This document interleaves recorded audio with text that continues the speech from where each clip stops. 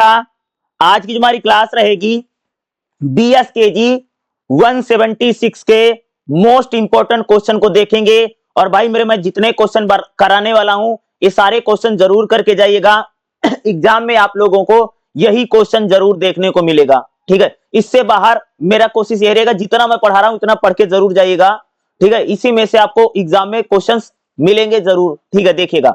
और जितना मैं पढ़ा रहा हूं उसको ध्यान से सुनिएगा, समझने की थोड़ी कोशिश कीजिएगा, ठीक है। जितना बेहतर समझोगे भाई उतना अच्छा आप उसको लिख पाएंगे, ठीक है। तो चलिएगा शुरू करते हैं। देखिएगा पहला क्वेश्चन अगर मैं बात करूं तो देखिएगा क्या रहेगा भाई मेरे, गीता का परिचय दीजिए। गीता में वर्ण विषय क्या है, यानी गीता को लेकर के आपको क्वेश्चन पूछा जा सकता है भाई मेरे, ठीक है। श्रीमद् भागवत गीता, ठीक है भाई मेरे। श्रीमद् भागवत गीता जो है महाभारत के भीष्म पर्व में एक महत्वपूर्ण भाग है। क्या भाई मेरे कि जो महाभारत है, महाभारत में भाई मेरे, महाभारत में कह सकते एक पाठ के रूप में गीता आती है। गीता में क्या भाई कि भगवान श्री कृष्ण ने भाई मेरे जो अर्जुन को उपदेश दिए हैं वही तो भाई गीता में लिखा गया है, ठीक है। और गीता में कह सकते क्या बातें बताई गई भाई, कर्म की बातें की गई हैं। और गीता क्या कह सकते भाई बहुत ही पवित्र धार्मिक पुस्तक खासतौर से हिंदू समाज के लिए मानी जाती है, ठीक है।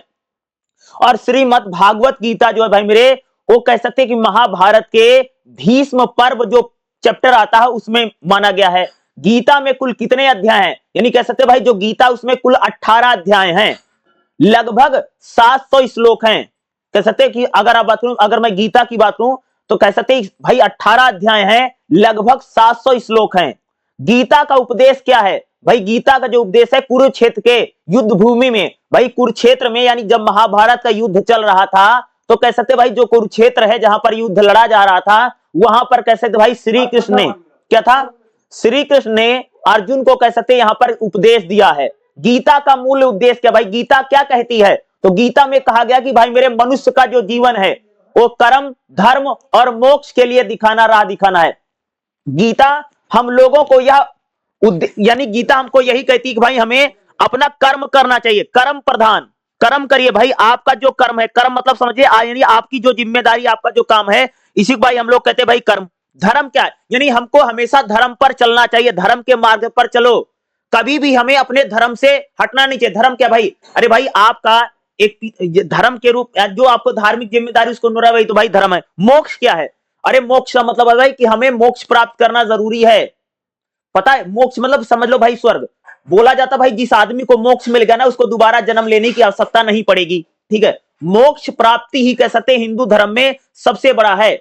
हम लोग भाई मेरे जितना पूजा पाठ कर रहे हैं वो क्यों कर रहे हैं, अरे भैया मोक्ष मिल जाए, ताकि स्वर्ग मिल जाए, ताकि दोबारा इस धरती पर जन्म लेना ना पड़े। क्योंकि जो व्यक्ति, जो मनुष्य या कह सकते जो जीव इस धरती पर जन्म लेता है वो क्या है, वो भोग रहा है, क्या है, उसको भोग है। भाई जब मोक्ष मिल जाएगा तो आपको इस जन्म और मरण से क्या मिल जाए भाई, मोक्ष मिलेगा, आप डायरेक्ट स्वर्ग चले जाएं। और हिंदू धर्म में कहा गया भाई मेरे मोक्ष प्राप्त करना ही क्या है भाई, हम ऐसा कर्म करें, हम ऐसी भक्ति करें ताकि हमको भाई मेरे डायरेक्ट मोक्ष मिल जाए। मोक्ष प्राप्ति कह सकते हैं हिंदू धर्म का मेन पर्पज है, मेन उद्देश्य है भाई मेरे सबको मोक्ष मिले। तो गीता क्या कहती भाई, गीता कर्म के बारे में बात करती, भैया बढ़िया कर्म करो, ठीक है, सही कर्म करो, ठीक है, ठीक है। धर्म की बात करती कि हमें भाई मेरे अपने धर्म का पालन करना चाहिए और अपने धर्म पर चलना चाहिए। दूसरा मोक्ष की बात करती है, ठीक है, यानी हमें ऐसे कर्म करें, ऐसा अपने धर्म पर चलें ताकि भाई हमको डायरेक्ट स्वर्ग मिले, ताकि दोबारा इस धरती पर जन्म लेना ना पड़े, यहां पर आकर के भोगना ना पड़े, ठीक है। क्योंकि भाई मेरे ये जो इसको मृत्यु लोक बोला जाता, पृथ्वी को मृत्यु लोक बोला जाता, यहां पर जो भी जीव आता है क्योंकि इसने भैया पाप कर रखा है इसलिए वहां इसको यहां पर भेजा गया कि भाई जाओ तुम वहां पर भोगोगे, ठीक है। तो कह सकते भाई उद्देश्य क्या है भाई, मोक्ष पाना कह सकते जीवन का सबसे बड़ा उद्देश्य है भैया, ताकि सीधा बैकुंठ हो जाए, सीधा स्वर्ग में चला जाए आदमी, ताकि उसको दोबारा इस धरती पर आना ना पड़े, ठीक है। देखिएगा यह केवल धार्मिक ग्रंथ नहीं है, यानी कह सकते हो गीता जो है वो केवल कोई धार्मिक ग्रंथ नहीं है, बल्कि कह सकते गीता जो भाई एक प्रकार से जीवन जीने का तरीका है, एक दार्शनिक और नैतिक जीवन ग्रंथ है। कोई धार्मिक पुस्तक हम गीता को नहीं कह सकते हैं, गीता हमको कह सकते भाई जीवन कैसे जीना है, लाइफ कैसे जीना है, गीता हमको ये बताती है। अब हम बात करें भाई मेरे गीता में वर्ण विषय क्या है। आपके यानी वर्ण विषय क्या गीता में अगर हम बात करें तो गीता में कह सकते हैं वर्ण विषय क्या। तो गीता में भाई, गीता में कौन कौन सी बातें की गई हैं, मुख्यतः बातें कौन कौन सी हैं, तो भाई गीता में क्या बताया गया। तो भाई गीता में सबसे पहले बताया भाई कर्म योग, यानी हमें भैया निष्काम कर्म करना चाहिए। भाई कर्म करो, बढ़िया कर्म करो। कर्म मतलब काम, कर्म का मतलब क्या है, कर्म संस्कृत का शब्द है और कर्म का मतलब काम, यानी आप जो भी काम कर रहे हैं वो सही काम करिए, गलत काम मत करो, धर्म के अनुसार काम करो। कर्म कैसा हो, जो धर्म के अनुसार सही हो। अरे भाई कर्म तो कुछ भी हो सकता है, ठीक है, कर्म तो चोरी, कोई भी चोरी करा, कोई कुछ भी करा, ये कर्म नहीं है। कर्म कैसा होना चाहिए, जो धर्म के अनुसार सही हो। यानी कर्म योग की बात कौन करता भाई, मेरे गीता करती है, यानी हमें सही कर्म करनी चाहिए, गीता कहती है, गीता में कहा गया। दूसरा ज्ञान योग, यानी हमको भाई ज्ञान प्राप्त करना चाहिए। क्या, आत्मा और परमात्मा को जानो। भाई आत्मा क्या है और परमात्मा क्या है, यानी जीव और भगवान को जानो, यानी ईश्वर को जानो। ये गीता में कहा गया कि ज्ञान योग, यानी हमको ज्ञान प्राप्त करना चाहिए। किसका ज्ञान प्राप्त करना भाई, भाई ज्ञान प्राप्त करना आत्मा और परमात्मा का, यानी आत्मा क्या है और परमात्मा क्या है, ठीक है, गीता में कहा गया। अगला क्या भाई, भक्ति योग। भाई हम लोगों को भक्ति करनी चाहिए, किसकी, ईश्वर की भक्ति करो। और कैसी भक्ति करनी भाई, श्रद्धा पूर्वक भक्ति करो, भगवान के चरणों भाई मेरे खुद को समर्पित कर दो। ये कौन कहता, गीता कहती भक्ति योग की बात करती है, भक्ति करो भाई मेरे, ठीक है। अगला धर्म, गीता में कहा गया भाई धर्म का पालन करिए। और कैसा धर्म, कर्तव्य पालन करिए। आपका जो धर्म है, आप पिता के रूप में हैं, आप भाई के रूप में, आप बहन के रूप में, बेटी के रूप में हैं, आप जिस भी रूप में हैं, जिस भी स्थिति में हैं, आप उस स्थिति में आप अपने कर्तव्यों का निर्वाह करिए। आपकी जो जिम्मेदारी, अरे भाई आपका जो जिम्मेदारी है उस जिम्मेदारी को निभाओ, यही है भाई मेरे धर्म। एक पिता के रूप में जिम्मेदारी जो आप उसको वो निभा रहे हैं, तो भाई यही आपका धर्म है। एक बेटे के रूप में अगर कोई अपनी जिम्मेदारी को निभा रहा है तो यही उसका भाई मेरे धर्म है, ठीक है। आत्मा और अमरत्व, यानी आत्मा, ना तो आत्मा जन्म लेती ना तो आत्मा मरती है। गीता में भाई मेरे कहा गया क्या है कि आत्मा का ना तो जन्म होता है ना तो उसकी मृत्यु होती है। भाई आत्मा एक शरीर को छोड़ती दूसरे शरीर में चली जाती है। तो गीता में कहा गया ना। अरे भाई जब अर्जुन ने धनुष बाण छोड़ दिया था, बोला था मैं तो युद्ध ही नहीं लड़ूंगा क्योंकि मेरे सारे सगे संबंधी चाचा ताऊ मेरे सामने खड़े हैं, मैं इन पर भाई कैसे बाण चलाऊंगा। तो कृष्ण ने कहा था भाई मेरे जो आत्मा है, आत्मा कभी मरती नहीं, आत्मा तो अजर और अमर है। क्या कहा गया कि आत्मा जो है वो अजर और अमर है, आत्मा कभी मरती नहीं। आत्मा क्या करती भाई मेरे, यानी एक शरीर को छोड़ती है दूसरे शरीर में चली जाती है। एक खास से गीता में कहा गया, एक कृष्ण ने कहा, ठीक है, क्योंकि भाई अर्जुन ने तो कह सकते धनुष बाण वाण सब छोड़ दिया था, बोला था मैं नहीं लड़ने वाला हूं। क्यों, ये तो मेरे सारे चाचा हैं, ताऊ है, मेरे सगे संबंधी है, भाई मैं इन पर कैसे धनुष चला दूं, बताओ इनको, इनकी कैसे जान ले लूं। तो भाई कृष्ण यही करें भाई कि हे अर्जुन, आत्मा कभी मरती नहीं हो भैया, तुम बाण चलाओ। अगला मोक्ष, गीता में भाई मेरे मोक्ष की बात की गई है। मोक्ष वही है, जीवन मरण से भैया मुक्ति मिल जाना, बार बार इस धरती पर जन्म लेने पड़ेगा। भैया ऐसा कर्म करो, ऐसा ऐसा कर्म करिए, या ऐसा कर्म करिए भाई ये, ताकि इस धरती पर दोबारा जन्म लेना पड़े, यानी मोक्ष प्राप्त करना हमारा सबसे बड़ा उद्देश्य है। हिंदू धर्म जो है कह सकते, हिंदू धर्म को कह लीजिए, उसमें मोक्ष प्राप्ति कह सकते कि हर जीव का परम उद्देश्य है। भैया अगर तुमने मनुष्य के रूप में जन्म लिया है तो मतलब क्या है, तुम श्रापित, यानी क्या है, अब तुम्हारा यही कि भैया तुम ऐसे कर्म करो ताकि तुमको दोबारा जन्म लेना ना पड़े, तुम डायरेक्ट स्वर पर जाओ। नहीं तो मनुष्य के बाद तुमको, भाई बोला जाता ना कि हिंदू धर्म तो पुनर्जन्म में विश्वास करता कि भाई आपका दोबारा जन्म होगा। भाई अगर आपने बढ़िया कर्म नहीं करे तो आदमी के बाद तुमको कुत्ता बना देंगे, कुत्ता के बाद भेड़ बकरी गधा सुअर, ये दुनिया भर के जानवर हैं, दुनिया भर का जीव है कह सकते हैं हमारे यहाँ पर। तो भाई आदमी बनता रहेगा और ऐसे चलता रहेगा। तो मनुष्य बनने के बाद यही रहता कि मनुष्य ऐसा कर्म करे ताकि उसको भाई मेरे डायरेक्ट स्वर्ग मिल जाए, डायरेक्ट मोक्ष में चला जाए, ताकि दोबारा जन्म ले। तो गीता में भाई मेरे मोक्ष की बातें की गई हैं, ताकि जन्म और मृत्यु से आपको छुटकारा मिल जाए, अब तुमको दोबारा जन्म लेना पड़े। भैया ऐसा कर्म करो, ऐसा काम करो। संसार और वैराग्य, गीता में भाई संसार की और वैराग्य की, भाई संसार तो भैया जो मिथ्या है सब झूठ भरा पड़ा है, और हमको वैराग्य यानी क्या, परमात्मा के चरणों भाई मेरे खुद को समर्पित कर देना चाहिए। गीता में सारे विषय कहे गए। गीता कर्म की बात करती है, गीता ज्ञान की बात करती है, गीता में भक्ति की बात की गई है, गीता धर्म की बात करती है, गीता में आत्मा और परमात्मा की बातें की गई हैं, गीता मोक्ष की बात करती है, और गीता में भाई मेरे संसार और वैराग्य जैसे विषयों को शामिल किया गया है। गीता हमको सिखाती है, क्या बोलोगे, गीता हमको सिखाती है कि कर्तव्य करते हुए मोक्ष प्राप्त किया जा सकता। बढ़िया भैया बढ़िया कर्म करो और आपको मोक्ष मिलेगा, ये कहा जा रहा। गीता यही बात कह रही है और कृष्ण भी यही कह रहे हैं कि हे अर्जुन, या कह सकते हैं गीता में श्री कृष्ण भगवान कह सकते यही संदेश दे रहे हैं कि कर्म बढ़िया कर्म करोगे तो भैया डायरेक्ट तुमको स्वर्ग मिल जाएगा। यही बात कही जा रही गीता में, ठीक है। क्योंकि मोक्ष प्राप्त करना हिंदू धर्म में जीव का लक्ष्य है। हिंदू धर्म यही करा भाई, मोक्ष प्राप्त करना ना, तो मोक्ष प्राप्त कैसे होगा भैया? कर्म करके बढ़िया कर्म करो, ठीक है, आपको मोक्ष मिल जाएगा। आगे चलिए देखते हैं अगला। भाई गीता के अनुसार व्यक्ति का स्वरूप क्या है? गीता जो है वो मनुष्य को क्या मानती है? देह के रूप में मानती। भाई मनुष्य जो एक बॉडी है, एक शरीर है, उससे ज्यादा कुछ नहीं मनुष्य। देखो गीता जो है वो मनुष्य के स्वरूप को कहती है। गीता के अनुसार जो मनुष्य है केवल शरीर नहीं माना गया है। गीता क्या है? मनुष्य को केवल एक बॉडी, एक शरीर नहीं मानती है। व्यक्ति का जो स्वरूप है 3 स्तरों पर बताया गया कि यानी आदमी का जो शरीर होता है वो केवल एक बॉडी नहीं है या एक शरीर नहीं है, बल्कि 3 प्रकार की। भाई हमारे शरीर में अगर आप देखो ना, सबसे पहले हमारा जो शरीर, सबसे पहले हमको क्या दिखाई देता? देह यानी बॉडी। हमारे मनुष्य के शरीर में 3 चीजें। पहला भाई देह है, यानी जिसको हम बॉडी बोलते हैं, जो हमको बाहर से दिख रहा है, जैसे आंख, कान, नाक, गला, पैर सब दिख रहा है। तो भाई पहला है स्थूल शरीर। स्थूल मतलब समझते जो जड़ है, जैसे हाथ है, कान है, मुंह है, नाक है, यानी देह। शरीर में पहली बात क्या भैया? देह यानी जो बॉडी बोलते हैं। दूसरा सूक्ष्म मन भी होता ना, हमारे शरीर में मन है, बुद्धि है, अहंकार है। ये सूक्ष्म शरीर है जो दिखता नहीं है, लेकिन भैया हर व्यक्ति के, भाई हर मनुष्य में तो मन तो होता ही है, बुद्धि तो होती है, अहंकार, घमंड, ये चीजें हमको दिखाई नहीं देती, लेकिन हर आदमी के में भरी हैं। और तीसरा बताइए आत्मा। हमारे शरीर में तीसरी चीज क्या होती है भाई? आत्मा।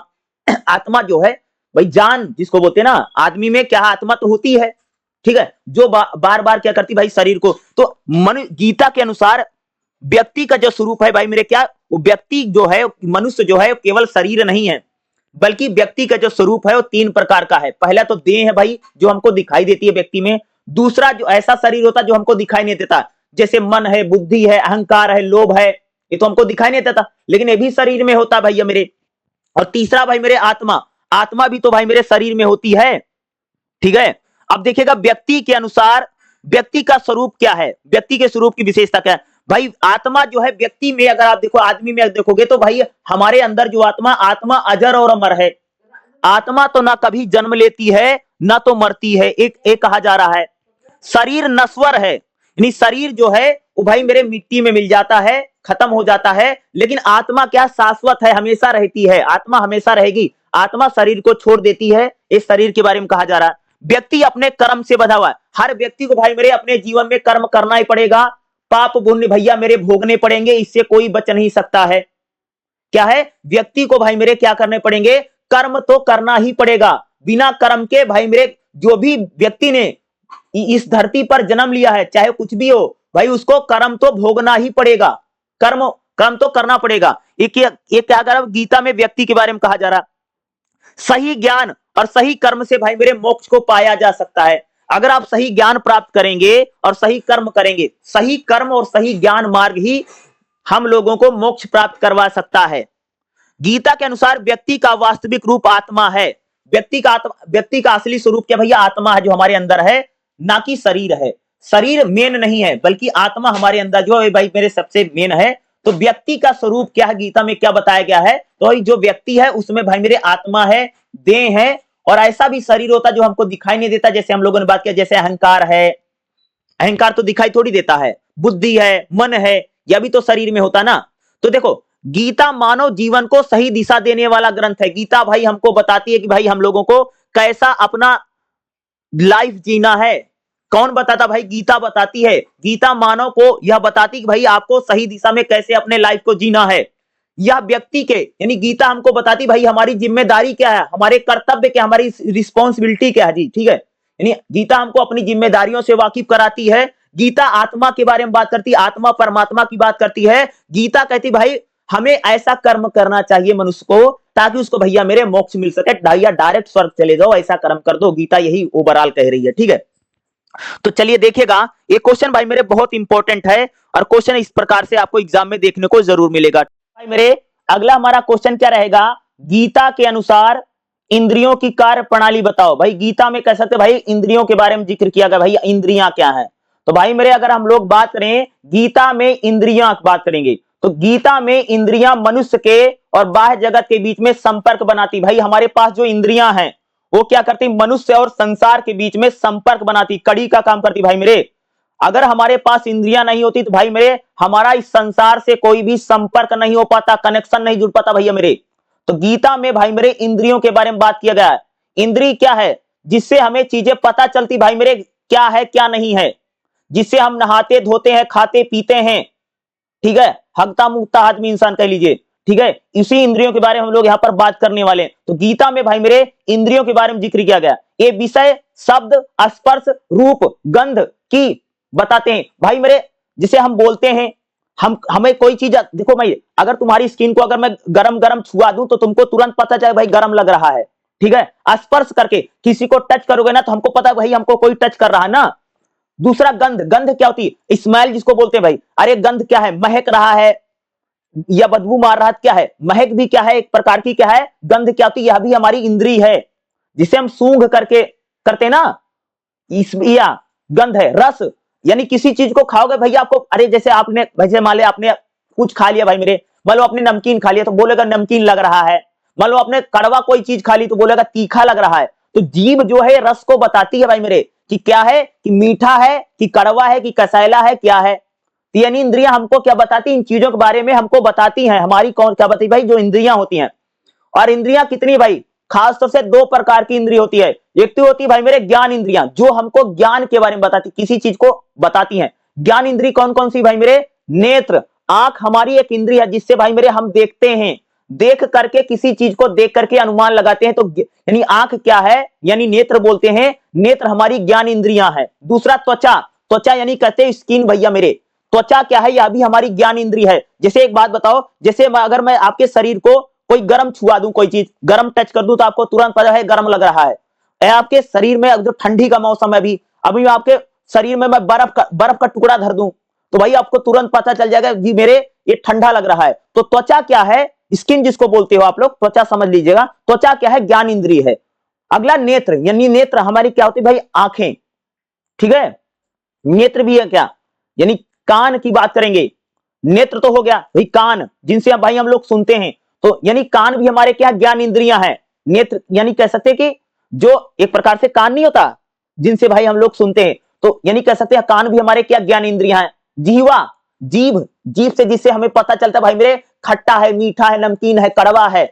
देखते नहीं जीभ में अगर जीभ पर कोई चीज रखते हो तो अरे जीभ ही से स्वाद आता भाई मेरे। जैसे आप लोग कुछ भी खाते हो, आप लोग चाउमीन खा रहे हो, बर्गर खाओ, कुछ भी आदमी, अरे मिठाई खाते तो मिठाई, अरे भाई मिठाई कैसी है, मीठी है, कैसे पता चलता है यार मेरे, ऐसे पता, जीभ से पता चल, जीभ हमें क्या बताती, रस का स्वाद कराती है। तो जीभ भी हमारी क्या भाई ज्ञान इंद्रियां है।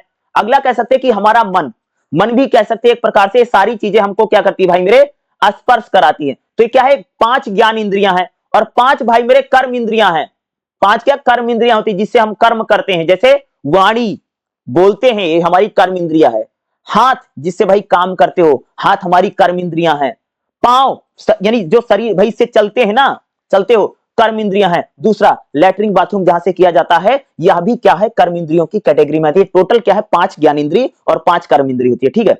अब भाई इंद्रियों की कार्य, इंद्रियां कैसे काम करती हैं, इंद्रियों की कार्य प्रणाली कैसे है, गीता में इंद्रियों की कार्य प्रणाली को बताया गया। तो सबसे पहले भाई मेरे कौन सी इंद्रिय आती है, हमारा मन आता है, मन बुद्धि आत्मा। इस प्रकार से भाई मेरे इंद्रिय क्या करती, काम करती है। पहले मन आता है, फिर बुद्धि आती, फिर आत्मा आती, इंद्रिय ऐसे चलती है। इंद्रियां विषयों से संपर्क, यानी इंद्रियों के जरिए तो हमें पता चलता भाई मेरे गर्म है, ठंडा है, कड़वा है, मीठा है, देख करके सुन करके तो हम किसी चीज के बारे में पता लगाते भाई मेरे। इंद्रियां हमें क्या करती भाई मेरे, किसी विषय के बारे में बताती हैं। मन उन विषय पर विचार करता है। जैसे एक बात बताओ, जैसे एग्जांपल बताऊं, जैसे भाई मान लीजिए कि मैंने आपके हाथ में मैंने गरम टच किया, तो आपको सबसे पहले त्वचा पर महसूस हुआ कि गरम है। तो गरम जब आपको लगा तो आपके सीधा बात मन पर जाएगी, मन आपको आदेश देगा कि हाँ भाई गरम लग गया। यानी मन विचार करता है कि हाँ भाई ठंडा है, गरम है। त्वचा तो भाई खाली ओनली टच करती है, लेकिन मन हमारा, मन को यानी एक प्रकार से यानी जाता है, मन बताता है कि भाई गरम है, ठंडा है। दूसरा क्या है, जो भाई मेरे इंद्रियां होती हैं बुद्धि निर्णय करती हैं। बुद्धि यानी हमारा जो माइंड है वो निर्णय करता है भाई खास तौर से इंद्रियों को लेकर के। आत्मा हमारी साक्षी होती है, वो बताती भाई आपको क्या लग रहा है, तो इंद्रियां करती हैं। यदि इंद्रियां अनियंत्रित हो जाएं तो व्यक्ति भैया बंधन में डाल सकता है। यानी देखो हम लोग बोलते भाई ना इंद्रियों पर काबू कर लो, अपने मन पर। मन भी हमारा भाई एक प्रकार की इंद्री है। मन क्या है? यह भी हमारी इंद्री है। अरे बोलते हैं आदमी, अरे भैया उनका मन बड़ा बेकाबू है, तो अरे भाई मेरे जिस आदमी ने अपने मन को कंट्रोल कर लिया वो तो भाई हर चीज को कंट्रोल कर लेगा। बोला जाता भाई ना कि अपने इंद्रियों पर, अरे हमारे यहाँ बोलते भाई मेरे, अगर कोई आदमी बहुत ज्यादा खाता पीता है तो कहता भाई जीभ तुम्हारी बढ़ गई, जीभ पर कंट्रोल कर लो।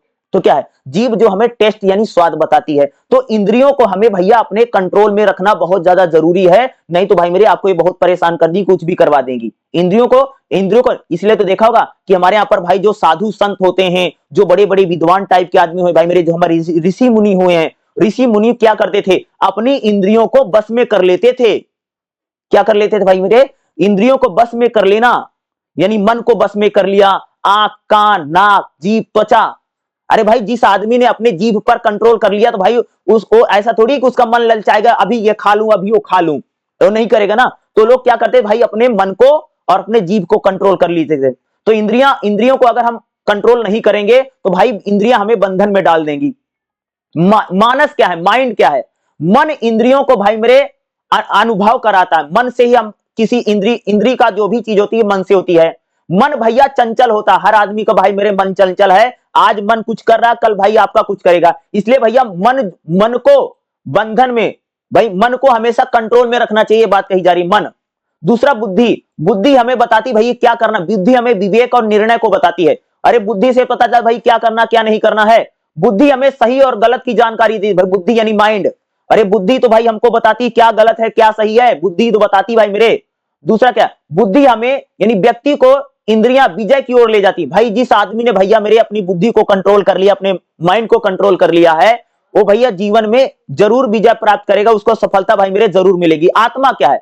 आत्मा नित्य शुद्ध और अकर्ता है। आत्मा इंद्रियों और मन की साक्षी क्या होती भाई मेरे? आत्मा होती है। आत्मा ना तो कर्म करती है ना तो फल भोगती। भाई आत्मा को कोई फल भोगना नहीं पड़ता है। राग और द्वेष क्या है? यानी इंद्रियों के विषय में दो चीजें आती हैं। अनुकूल विषय भाई राग है, प्रतिकूल विषय द्वेष है। राग द्वेष से कर्म, और भाई अगर आप देखो राग द्वेष मतलब समझते हो, कई बार भाई हमें होता कि हमें गुस्सा आता है या हमें किसी से घृणा होती है या हम किसी से जलते हैं, तो ये चीजें राग और द्वेष में आती हैं। राग और द्वेष से हमारे अंदर भैया काम आता है। काम मतलब समझते हो? काम मतलब कह सकते हैं कि सेक्स करने की इच्छा, यानी काम वासना की प्रवृत्ति राग और द्वेष से बढ़ती है। दूसरा क्रोध उत्पन्न होना। भाई मेरे अगर आपको गुस्सा आ रहा है, यह भी राग और द्वेष में आता है। जो व्यक्ति को भाई मेरे जिस आदमी में गुस्सा है और जो व्यक्ति आदमी भैया कामी है, यानी कह सकते हैं कि जो व्यक्ति कामी, यानी कह सकते हैं कि हमेशा उसके मन में सेक्स ही घूम रहा है, या जो व्यक्ति हमेशा गुस्सैल टाइप का आदमी है भैया, उस व्यक्ति का जीवन में भैया खत्म होगा, उसका पतन निश्चित है। ये कहा जा रहा है राग और द्वेष में। अगला रस निवृत्ति क्या है? गीता के अनुसार भाई मेरे केवल इंद्रियों को कंट्रोल करके हम भाई बहुत कुछ कर सकते हैं। गीता कहती भाई हमें अपने इंद्रियों को क्या करना चाहिए? कंट्रोल करना जरूरी है। ठीक है, यानी तत्व को जानने वाला। तात्विकवाद क्या है? जो आत्मा और शरीर का भेद जानता है, जो इंद्रियों को एक काम को समझता है, जो राग द्वेष को ऊपर उठाता है, जो कर्म करते हुए भी आसक्त नहीं होता है, यही भाई मेरे यही सच्चा ज्ञानी है, यही मुक्त आदमी है। भाई हमें अपने मन और अपने इंद्रियों को कंट्रोल करना जरूरी है। हमें कर्म करना चाहिए और हमें राग और द्वेष से बचना चाहिए। हमें कामी नहीं बनना है। और गुस्सा भैया अगर आप कामी हैं, ठीक है, यानी आप में बहुत ज्यादा सेक्सुअल एक्टिव यानी सेक्स भरा पड़ा है या इस प्रकार की भावनाएं अगर आपके मन में भरी पड़ी हैं, तो भाई ये बिल्कुल अच्छी बात नहीं है। अगर आप में क्रोध है, आप में गुस्सा है, एग्रेशन है, ये चीजें अच्छी बात नहीं है। एक मनुष्य के लिए अच्छी बात नहीं है। हमें कर्म करना चाहिए। एक कौन कहता भाई मेरे? गीता कहती है, और इंद्रियों में भाई मेरे कहा जा रहा है। तो क्या है? सच्चा ज्ञानी और मुक्त वही पाएगा जो भाई अपने इंद्रियों को कंट्रोल में कर लेगा। जो आदमी भैया अपने इंद्रियों को गीता के अनुसार इंद्रियां यदि मन और बुद्धि को नियंत्रण में हो तो व्यक्ति को मोक्ष भाई। अरे भाई जिस आदमी ने अपने मन को और बुद्धि को, जिसने भैया अपने मन को और बुद्धि को कंट्रोल में कर लिया, उसको भैया मेरे मोक्ष मिलेगा ही मिलेगा। वो मोक्ष की ओर बढ़ता चला जाएगा। तो यहां पर कहा जा रहा है कि भाई हमें अपने मन को और हमें अपनी बुद्धि को क्या कर लेना चाहिए? कंट्रोल कर लेना चाहिए।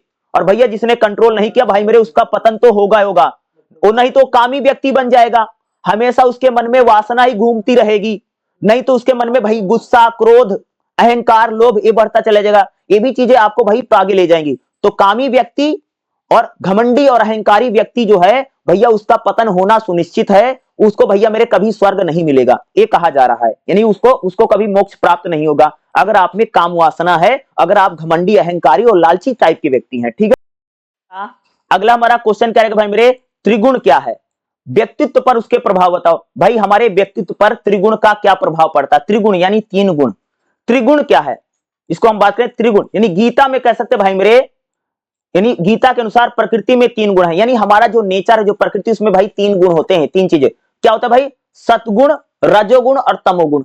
यानी हमारी जो पृथ्वी है, यानी जो एक प्रकृति है, जो प्रकृति है उसमें भाई तीन गुण होते हैं। गीता कहती भाई मेरे प्रकृति में तीन गुण, कौन कौन से गुण है भाई, सतगुण, रजोगुण, तमोगुण। ये तीनों गुण व्यक्ति में अलग अलग मात्रा में, देखो हर आदमी भाई तीनों गुण होता है भाई, हर इंसान में सतगुण भी होगा, राजस यानी राजस भी होगा और तमोगुण, सत, राजस और तमो तीनों गुण भाई मेरे हर व्यक्ति में होते हैं।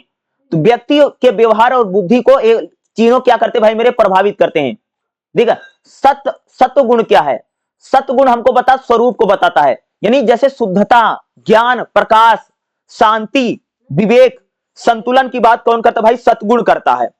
अगर आप में सतगुण है, अगर आप में सतगुण ज्यादा है तो आप कैसे होंगे, आप भाई ज्ञानी होंगे, आप शुद्ध होंगे, आप में शांति बहुत ज्यादा होगी, आप में विवेक होगा, आप हर अपने काम में संतुलन बना करके चलते हो भाई। अगर आप में सतगुण ज्यादा है, सतगुण अगर आप में ज्यादा है तो ये चीजें होंगी। व्यक्ति को भाई मेरे सबसे ज्यादा प्रभावित करता है भाई मेरे सतगुण। सतगुण व्यक्ति को शांत बनाता है, यानी कंट्रोल में रखता है, और उसको कर्तव्यनिष्ठ बनाता है सतगुण। सतगुण अगर किसी व्यक्ति में भाई मेरे सतगुण है तो व्यक्ति दयालु होगा, व्यक्ति सत्य प्रिय होगा। अगर आप में सतगुण है तो आप में ज्ञान और मोक्ष की ओर बढ़ने की संभावना ज्यादा है भाई। अगर किसी इंसान में सतगुण है, क्या है कि व्यक्ति में ज्ञान और मोक्ष की प्रवृत्ति है वो हमको ज्यादा दिखाई देती है भाई। इसका परिणाम क्या निकलेगा, सतगुण जो है हमको सुख और ज्ञान की ओर ले जाता है, और मोक्ष के निकट हमको कौन पहुंचाता भाई, सतगुण। अगला भाई राजस, राजस गुण क्या है, राजस गुण क्या है, राजस गुण हमको भाई क्रियाशील बनाता है, हमारी इच्छाओं को बहुत ज्यादा बढ़ा देता है। राजस गुण अगर किसी इंसान में ज्यादा होगा तो व्यक्ति में कह सकते भाई काम वासना ज्यादा होगी, क्या होगी मेरे, अगर देखा होगा किसी किसी इंसान में भाई ये ज्यादा मिलेगा, क्यों मिलेगा, देखो तीनों गुण हर आदमी में होता है। अगर किसी इंसान में राजस गुण ज्यादा हो जाएगा तो उसका आदमी कैसा भाई, उसमें काम वासना और कम कर्म प्रधान की बात करेगा आदमी। व्यक्ति को क्या प्रभावित करता भाई, व्यक्ति पर राजस गुण का क्या प्रभाव पड़ता है कि व्यक्ति भाई बहुत ज्यादा महत्वाकांक्षी हो जाता है, उसकी उम्मीद होती है फलाना मिल जाए कर लूं, फलाना कर लूं, इस प्रकार का। जो जिसमें भाई मेरे राजस गुण ज्यादा होगा वो व्यक्ति हमेशा फल की इच्छा करेगा, काम कम करेगा और सोचेगा, बड़े बड़े सपने देखा गया भाई मेरे जिसमें राजस गुण है। राजस गुण हमें अशांत कर देगा भाई, जिसमें राजस देखोगा कई सारे लोग भाई मेरे बहुत अशांत होते हैं, उनका मन कंट्रोल में नहीं, मन बहुत अशांत है, कभी इधर भागता है कभी उधर भागता है, कभी इसको पकड़ लें कभी उसको पकड़ लें। इस प्रकार के जो भी व्यक्तियों में ऐसा प्रवृत्ति है उनमें भाई मेरे राजस गुण ज्यादा है। राजस गुण क्या करता कि हमें बंधन में डालता है, सुख और दुख हमेशा जीवन में फंसाता रहता। तामस गुण क्या है, तामस गुण क्या होता है, तामस गुण क्या करता भाई मेरे, अज्ञान, अंधकार और जड़ता का गुण है भाई। अगर आप में तामस गुण आ गया तो भाई आप अज्ञानी बन जाएंगे, अंधविश्वासी बन जाओगे। यानी जो तामस गुण है वो हमें आलस, कई बार कई लोगों को देखो ना बहुत आलस भरा होता है भाई, जो आदमी आलसी है उसमें कौन सा गुण है, उसमें तामस गुण है, आलसी बनाता है आपको। अगर आप आलसी हैं तो यानी आप में भैया तामस गुण है, तामस गुण की प्रवृत्ति ज्यादा है कह लीजिए। व्यक्ति पर क्या करता भाई, तामस गुण अगर आप ज्यादा हो गया तो व्यक्ति आलसी हो जाएगा, हमेशा भ्रमित रहेगा, क्या करूं क्या ना करूं कुछ समझ। अगर किसी इंसान को ऐसा लगता है कि मुझे कुछ समझ नहीं आता कि मैं क्या करूं, और जो लोग आलसी हैं, आलसी लोगों में कह सकते भाई तामस गुण ज्यादा होता है। कौन सा गुण बताया मैंने भाई, वो गुण है भाई तामस, यानी व्यक्ति को आलसी बना देगा, और अरे व्यक्ति काम नहीं करेगा, काम के प्रति उदासीन रहेगा, मन नहीं करेगा कोई काम करने का, आलसी प्रकृति। विवेकहीन, बुद्धि काम नहीं करेगी, क्या करूं क्या ना करूं। देखा होगा बहुत सारे बच्चे बच्चियां लड़के लड़कियां होते हैं, उनमें ऐसा बड़े आलसी होते हैं और काम वाम कुछ नहीं करते, भ्रमित रहते, क्या करूं ना क्या करूं, उसको समझ नहीं आ रहा, उसकी बुद्धि भ्रष्ट हो गई है। तो जिसकी भैया मेरे बुद्धि भ्रष्ट है उसमें कह सकते तामस गुण ज्यादा है। तामस गुण अगर आप में आ गया तो भाई आपका भैया नैतिक पतन हो जाएगा, आप अज्ञान की तरफ जाएंगे और आपकी भैया कह सकते हैं कि एक प्रकार से अधोगति हो जाएगी, आपकी दुर्गति हो जाएगी अगर आप में तामस गुण ज्यादा है, अज्ञानी हो जाओगे, आलसी हो जाओगे। और भाई जो भी व्यक्ति आलसी है उसमें समझ लो भैया तामस गुण है। और जो व्यक्ति बहुत ज्यादा कामी है, यानी जिसमें सेक्स की प्रवृत्ति बहुत ज्यादा भरी हुई है, ऐसे लोगों में भाई मेरे कौन सा गुण होता है? ऐसे लोगों में भाई मेरे रजस गुण ज्यादा है। जो व्यक्ति काम वासना से भरा पड़ा है और जो कर्म की बात करता है, ऐसे व्यक्तियों में कह सकते राजस गुण है। भाई हर व्यक्ति में तीनों गुण होता है, लेकिन किसी किसी में कोई ज्यादा हो जाता, कोई कम हो जाता है, ये कहा जा रहा है। तो तीनों गुण भाई मेरे हर व्यक्ति में होंगे, यही त्रिगुण है। भाई अगर हम बात करें राजस बुद्धि, राजसी बुद्धि क्या होती? राजसी बुद्धि क्या है? जिस बुद्धि में राजस गुण ज्यादा है उसे राजसी बुद्धि कहते हैं। भाई अगर आप में राजस गुण ज्यादा तो भाई आपकी बुद्धि कैसे होगी? राजसी बुद्धि। जो धर्म और अधर्म का स्पष्ट ज्ञानी नहीं, जो भाई जिसको पता नहीं चलता क्या धर्म क्या धर्म है, इसकी कैसी बुद्धि है? इसकी राजसी बुद्धि है। जो फलम यानी जो फल की आकांक्षा से प्रेरित, भाई जो जो आदमी सिर्फ ये चाहता कि मैं कोई भी काम करूंगा किसी चीज के लिए, इसमें भाई ये राजसी बुद्धि है। जो आदमी हानि और लाभ को बहुत, जो आदमी सोचता कि फायदा होगा कि घाटा होगा, ऐसे व्यक्तियों में कह सकते हैं राजसी बुद्धि है। जो व्यक्ति भाई बहुत लोगों को बोलते होंगे मेरा तो मन बड़ा चंचल है, मैं बड़ा ही चंचल, बहुत सारे लड़के लड़के बड़े चंचल होते हैं, तो इनकी बुद्धि कैसी थी? इनकी भैया बुद्धि राजसी बुद्धि है, क्योंकि इनमें राजस गुण ज्यादा है।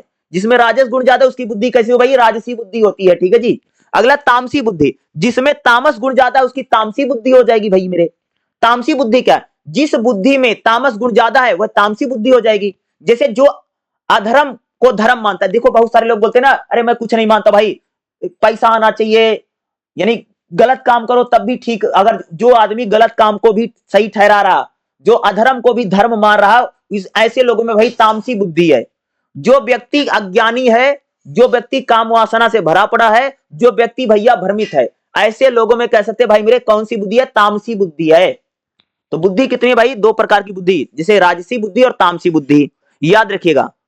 तो खास तौर से भाई मेरे बहुत इंपॉर्टेंट है, गीता के अनुसार व्यक्ति के त्रिगुण क्या है, त्रिगुण के निर्मित क्या है? तो भाई मेरे सात्विक गुण होता है जो सबसे बढ़िया होता है, जो आपको मोक्ष की ओर ले जाएगा। रजस गुण अगर आपको आ गया तो भैया आपको बंधन में डाल देगा, आप में वासना वासना भर जाएगी, जो बंधन में डाल। तामस गुण अगर आप में आ गया तो भैया आपका एक दिन पतन होगा, एक दिन खत्म हो जाओगे, अगर किसी व्यक्ति में तामस गुण अधिक हो जाएगा। ये तीन गुण भाई मेरे हर व्यक्ति में होता है, लेकिन कोई गुण किसी में ज्यादा हो जाता है, कोई गुण भाई मेरे किसी में कम हो जाता है। देखते नहीं आप लोग, कोई कोई आदमी बड़ा आलसी होता, देखे होगे ना, बड़ा आलसी है, काम ही नहीं करता है, बड़ा आलसी भरा पड़ा, बड़ा भ्रमित रहता है। ऐसे लोगों में भाई हम लोग कह सकते हैं कि ऐसे लोगों में तामस गुण ज्यादा आ जाता है।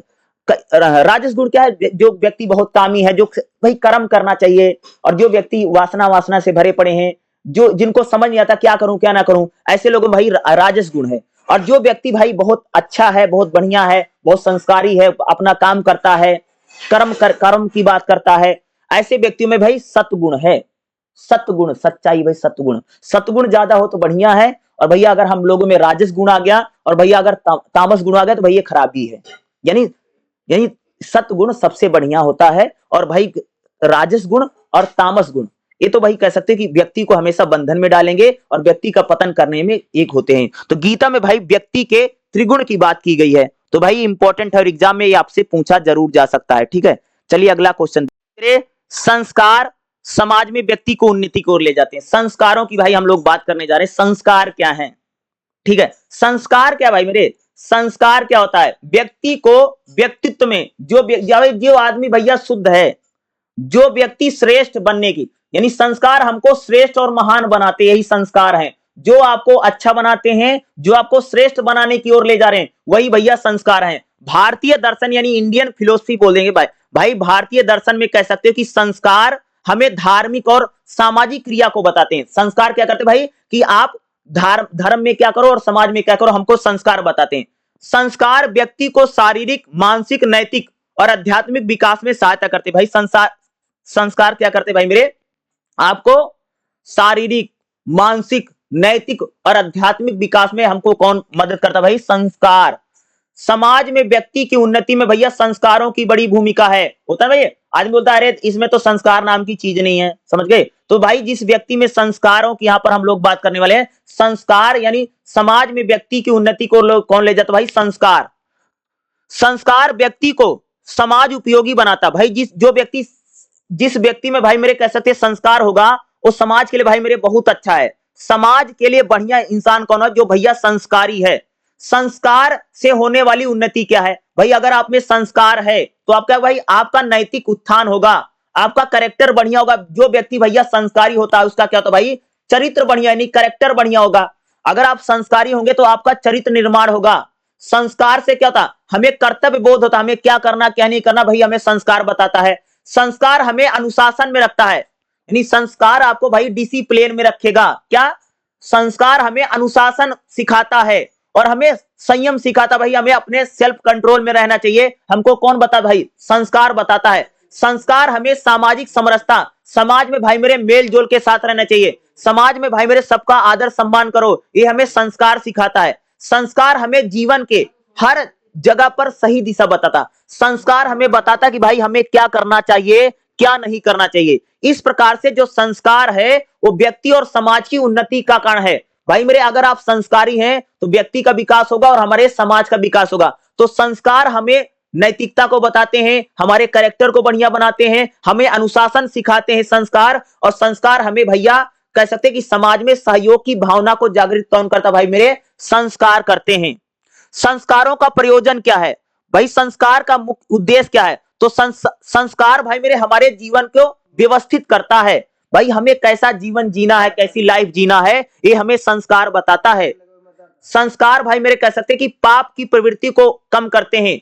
संस्कार हमें सद्गुण अच्छा काम कर्म करने की प्रेरणा भैया संस्कार देता है। संस्कार हमें बताता कि भाई हमें सामाजिक मर्यादा, भाई हमें हमेशा अपने यानी अपनी सीमा में रहना चाहिए। सामाजिक मर्यादा, एक माँ की मर्यादा, एक बहन की मर्यादा, एक बेटी की मर्यादा, एक भाई की मर्यादा और एक पति की मर्यादा क्या है, ये कौन बताता है? संस्कार बताता। भाई मेरे समझ गए? संस्कार बताता। संस्कार हमारा भैया उन्नति करते हैं और मोक्ष की ओर हमें कौन ले जाता? भाई संस्कार ले जाता। संस्कार क्यों जरूरी है? संस्कार की उपयोगिता क्या है? संस्कार की उपयोगिता क्या भाई मेरे?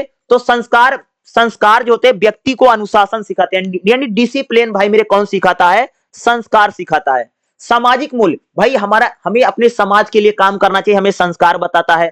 संस्कार भाई मेरे पीढ़ी दर पीढ़ी बढ़ता है। क्या होता है? जैसे पीढ़ी दर पीढ़ी बढ़ता भाई संस्कार बढ़ता है। जैसे दादा के संस्कार पिता में गए, पिता के संस्कार भाई उसके पोते में गए, तो संस्कार जो था पीढ़ी दर पीढ़ी भाई मेरे बढ़ता है। एक पीढ़ी से दूसरी पीढ़ी में, पिता से बेटे में, बेटे से उसके बेटे में, इस प्रकार से भाई संस्कार जो है लगातार बढ़ता रहता है। व्यक्ति को आदर्शवादी बनाते भाई मेरे संस्कार, यानी हर व्यक्ति को बताते कि भाई आपको क्या करना चाहिए क्या नहीं करना चाहिए, हमें भाई कौन बताता? भाई संस्कार बताते हैं। संस्कार जीवन का अर्थ बताते भाई, हमें हमारा जीवन का उद्देश्य क्या है और हमें अपना जीवन कैसा जीना चाहिए, हमें कौन बता? भाई मेरे संस्कार बताते हैं। समझ गए? संस्कारों की संख्या क्या भैया? 16 संस्कार हैं। हिंदू समाज या हिंदू धर्म में कह लीजिए, यानी यानी हमारे जो भैया ग्रंथ है, पुराण है भैया, हमारे ग्रंथों में कह सकते हो भाई मेरे 16 संस्कारों की बात की गई है। इसको बोलते भाई 16 संस्कार, यानी षोडश संस्कार। संस्कृत में 16 को बोलते भाई मेरे षोडश। षोडश संस्कृत का शब्द है। षोडश मतलब 16, यानी 16 जिसको आप लोग बोलते हैं अंग्रेजी में। ठीक है, तो षोडश संस्कार कौन कौन से हैं? सबसे ज्यादा मान्यता वाले संस्कारों की बात करेंगे भाई, सबसे ज्यादा कौन सा संस्कार है? तो 16 संस्कार कौन कौन से हैं? तो भाई पता, जैसे गर्भाधान, जैसे जब कोई स्त्री गर्भ को धारण करती है यानी प्रेग्नेंट होती है, यह भैया गर्भाधान संस्कार है। पुनवास ये भी एक संस्कार है। सीमोतुन ये भी एक प्रकार का संस्कार है, यानी गर्भावस्था से लेकर के, यानी जब तक महिला प्रेग्नेंट नहीं हुई है उससे लेकर के गर्भावस्था तक भाई 3 प्रकार के संस्कार चलते हैं। यानी जब तक कोई महिला, देखो जब कोई महिला प्रेग्नेंट नहीं हुई उससे पहले 3 प्रकार के, पहले गर्भाधान यानी प्रेग्नेंट होगी, फिर पूनस होगा यानी उसमें कह सकते हैं कि जीव आएगा उसके पेट में, और कह सकते हैं पूरा उसका पूरा 7-8 महीने जो चलता है, यानी कह सकते हैं जन्म लेने से पहले 3 प्रकार के संस्कार मनुष्य के हो जाते हैं। फिर जन्म के बाद भाई मेरे कौन कौन सा संस्कार हमारा होता है? तो जातक कर्म होता है। नहीं, जातक का भाई कर्म क्या है? नहीं, जब बच्चा जन्म लेगा। नामकरण, भाई बच्चे का नाम रखा जाता है। निष्काम, अन्न भाई उसको कुछ खिलाया जाता है, अन्नकरण। मुंडन करवाया जाता है, मुंडन भी एक संस्कार है। ठीक है, कर्ण को, यह भी एक प्रकार का संस्कार है। भाई मेरे जब बच्चा पढ़ने जाता है तो वहां पर कौन कौन से संस्कार होते हैं? उपनयन संस्कार, जिसको जनेऊ हम बोलते हैं, उपनयन संस्कार है। वेद आरंभ यानी वेद पढ़ना शुरू कर देता है, यह भी एक प्रकार का संस्कार है। यानी कह सकते दान, गोदान, एक गाय वाय का दान करते हैं, यह भी एक प्रकार का संस्कार है। और भाई मेरे जब बड़ा हो जाते हैं तो कौन कौन सा संस्कार होता है? विवाह संस्कार। शादी भी क्या है भाई, हिंदू समाज में, हिंदू धर्म में संस्कार है, विवाह संस्कार होता है। और शादी के बाद भैया क्या करता है कि कई परंपराओं में अगर आप देखो वानप्रस्थ होता है, यानी कहने के बाद हम लोग क्या करते हैं, संन्यास की तरफ थोड़ा झुक जाते हैं। और जब व्यक्ति भाई मेरे मर जाता है तो कौन सा संस्कार? तो भैया अंतिम संस्कार, यानी इसको बोलते हैं अंत्येष्टि संस्कार। ये 16 संस्कार हैं, यानी किसी व्यक्ति के जीवन में 16 संस्कार होंगे। यानी जब तक उसकी मां, जब तक गर्भवती होने से पहले संस्कारों की शुरुआत होती है, और जब तक मनुष्य मर नहीं जाता, यानी तब तक, यानी कह सकते हैं जो इसको अंतिम संस्कार बोलते हैं, यानी मरने के तक कहते हैं कुल 16 संस्कार चलते हैं, जिसमें कुछ संस्कारों की हम लोग बात कर लेते हैं। सबसे पहले गर्भाधान, यानी जब एक मां प्रेग्नेंट होती है, गर्भाधान संस्कार बोलते हैं। दूसरा भाई कुछ महत्वपूर्ण, जैसे जातक कर्म, भाई बच्चे का जब जन्म होता है वो कई सारे कर्म करेगा, जातक कर्म है। भाई बच्चे का नाम रखा जाता है, यह भी एक संस्कार है, क्या नामकरण संस्कार है। दूसरा होता है भाई अन्नप्राश। अन्नप्राश मतलब क्या होता है कि बच्चा जब कुछ खाता है, यह भी एक प्रकार का संस्कार हो, भाई उसने कुछ खा लिया है, यह भी एक प्रकार का। यह मुंडन, मुंडन भी भैया एक प्रकार का संस्कार, यानी जो बाल उसके होते छिलवाए जाते हैं, इसको भाई मुंडन संस्कार बोला जाता है। फिर होता है भाई कर्णकोद, यानी जो कान होते, कानों को छेदा जाता है, कर्णकोद, यह भी एक प्रकार का। देखो ना लड़कियों में खास तौर से होता है भाई मेरे, लड़कियों को देखते हैं नाक और कान को छेदा जाता है, इसको बोलते हैं कर्णकोद संस्कार, यानी कानों को छेदेंगे, यह भी एक प्रकार का हिंदू धर्म में संस्कार है। अब क्या होता है भाई, जब बच्चा पढ़ने जाने लग जाएगा तो उपनयन संस्कार, जिसको जनेऊ संस्कार बोलते हैं, जनेऊ सब आप सब जानते होंगे, तो इसी को उपनयन संस्कार बोला जाता है, ठीक है। अब फिर वेदारंभ, वेदारंभ क्या, यानी जब बच्चा पढ़ना शुरू कर देगा, क्योंकि भाई पुराने टाइम में भाई मेरे वेद पढ़ते थे, वेद पढ़ने जो लोग जाते थे, इसलिए वेदारंभ संस्कार बोला गया। अगला भाई क्या है, गोदान, गाय का दान करना चाहिए हमको, गोदान संस्कार, यानी गाय का दान करो भैया। अगला क्या है, समावर्तीन, यह भी एक। अगला भाई अगला संस्कार क्या, 14वां संस्कार होता है भाई मेरे विवाह संस्कार, जब उसकी शादी होती है, यह भी एक प्रकार का संस्कार होता है, यानी विवाह संस्कार। बड़े संस्कारों में भाई विवाह संस्कार आता है। अगला भाई वानप्रस्थ, जब आदमी शादीशुदा मैरिड लाइफ जीवन जी लेता है तो भैया उसको भी थोड़ा भगवान का भजन वजन करना चाहिए, एक वानप्रस्थ संस्कार। और जब व्यक्ति की मृत्यु हो जाती है, उसको बोलते हैं भाई अंतिम संस्कार, जिसको बोला जाता है यहाँ पर अंत्येष्टि संस्कार। ये 16 प्रकार के संस्कार हैं, यानी मां जब गर्भ धारण करती है उससे पहले से संस्कारों की शुरुआत होती है, और जब तक व्यक्ति की मृत्यु होती है तब तक कुल कितने संस्कार चलते हैं भाई मेरे, 16 संस्कार चलते हैं। कुछ ग्रंथों में वानप्रस्थ को अलग अलग संस्कारों के नाम से भी जाना जाता है। तो भाई ये 16 संस्कार हैं। संस्कार व्यक्ति को जन्म से शुरू होते हैं और मृत्यु तक भाई मेरे चलते रहते हैं। संस्कार हमें जिम्मेदार बनाते हैं, हमें आदर्श नागरिक बनाते हैं। जो संस्कार हैं वही हमें जीवन में सही दिशा और उन्नति की ओर भाई मेरे कौन बढ़ाता है, संस्कार। तो 16 संस्कार कौन है, इसको बोलते हैं भाई मेरे षोडश संस्कार। अरे 16 में से कम 10-15 का तो नाम तो पता होना चाहिए, और एक्सप्लेन कर देना इसमें क्या होता है। जैसे उपनयन, जारे, अरे उपनयन मतलब जनेऊ नहीं पहनते भाई मेरे, ठीक है। गर्भाधान, माँ जब प्रेग्नेंट होती है, जब एक महिला प्रेग्नेंट होती है तो क्या कौन सा संस्कार है, एक गर्भाधान संस्कार है। जब बच्चे का जन्म होता है यह भी एक प्रकार का संस्कार है। जब बच्चे का भैया नामकरण होता है यह भी एक प्रकार का संस्कार है। तो इस विवाह होता है यह भी एक प्रकार का, जिसको हम लोग भाई मेरे विवाह संस्कार बोलते हैं, ठीक है। तो ये 16 प्रकार के संस्कार हैं। अरे इंपॉर्टेंट, इसको करके जरूर जाइएगा, संस्कारों को लेकर के क्वेश्चन पूछा जा सकता। अगला हमारा क्वेश्चन करेगा भाई मेरे जीवन के उद्देश्य, भाई हमारे जीवन का उद्देश्य क्या, टारगेट क्या है, और पुरुषार्थ के बारे में हम लोग पढ़ेंगे। एग्जाम में भाई पुरुषार्थ आ सकता है, जीवन में पुरुषार्थ क्या, भाई हमें क्या क्या कर्म करना है। पुरुषार्थ में 4 प्रकार के खासतौर से पुरुषार्थ होते हैं, ठीक है। देखिएगा जीवन का उद्देश्य क्या है के रूप में भैया पुरुषार्थ क्या है। भारतीय दर्शन में मानव जीवन को सार्थक, भाई हमारा जीवन सार्थक हो, हमारा जीवन उद्देश्य हो, इसके लिए कह सकते हैं, इसके लिए भाई मेरे कई सारे लक्ष्यों को निर्धारित किया गया है, उन्हीं को पुरुषार्थ कहा जाता है। पुरुषार्थ क्या है कि जो हमारे जीवन को सार्थक बनाते हैं, यानी हमारे जीवन का भाई मेरे लक्ष्य क्या है, यानी जीवन का हमारा टारगेट क्या, हमारा लक्ष्य क्या है, उन्हीं को भाई मेरे क्या बोला गया, पुरुषार्थ बोला गया। उन्हीं को पुरुषार्थ कहते हैं। पुरुषार्थ मानव को नैतिकता, सामाजिक, आर्थिक और आध्यात्मिक उन्नति का मार्ग, यानी भाई पुरुषार्थ जो होता है वो व्यक्ति को सामाजिक, आर्थिक, आध्यात्मिक उन्नति की ओर, यानी आपको तरक्की बढ़ाता है। उन्नति मतलब आपको उन्नति करेगा, आपको आगे बढ़ाता है। यानी पुरुषार्थ के जरिए व्यक्ति का कह सकते हो भाई मेरे विकास होता है। व्यक्ति जीवन में कैसे बढ़ता है भाई, जो अगर पुरुषार्थ करेगा, यानी हमारा जीवन अच्छा हो, उद्देश्यपूर्ण हो, और हमें अपने जीवन में जो लक्ष्य प्राप्त करने हैं उन्हीं को भाई मेरे क्या बोला जाता है, पुरुषार्थ। तो भाई क्या है पुरुषार्थ का अर्थ क्या है, पुरुषार्थ कह सकते दो शब्दों से मिलकर के बना है। पुरुष मतलब होता है चेतना, मनुष्य की जो चेतना, और अर्थ मतलब प्रयोजन। भाई मनुष्य जो है उसके जीवन का क्या लक्ष्य है, क्या उद्देश्य है। भाई हमारे जीवन का जो लक्ष्य उद्देश्य है वही पुरुषार्थ है। भाई हमें जीवन में क्या करना है और क्या नहीं करना है, हमें जीवन में क्या करना चाहिए और क्या करना है, यही भैया मेरे पुरुषार्थ है। अर्थात मनुष्य द्वारा प्राप्त किया जाने वाला जीवन का उद्देश्य ही पुरुषार्थ है। भाई हमारे जीवन का उद्देश्य क्या है, टारगेट क्या है, इसी को भाई मेरे बोला जाता है पुरुषार्थ।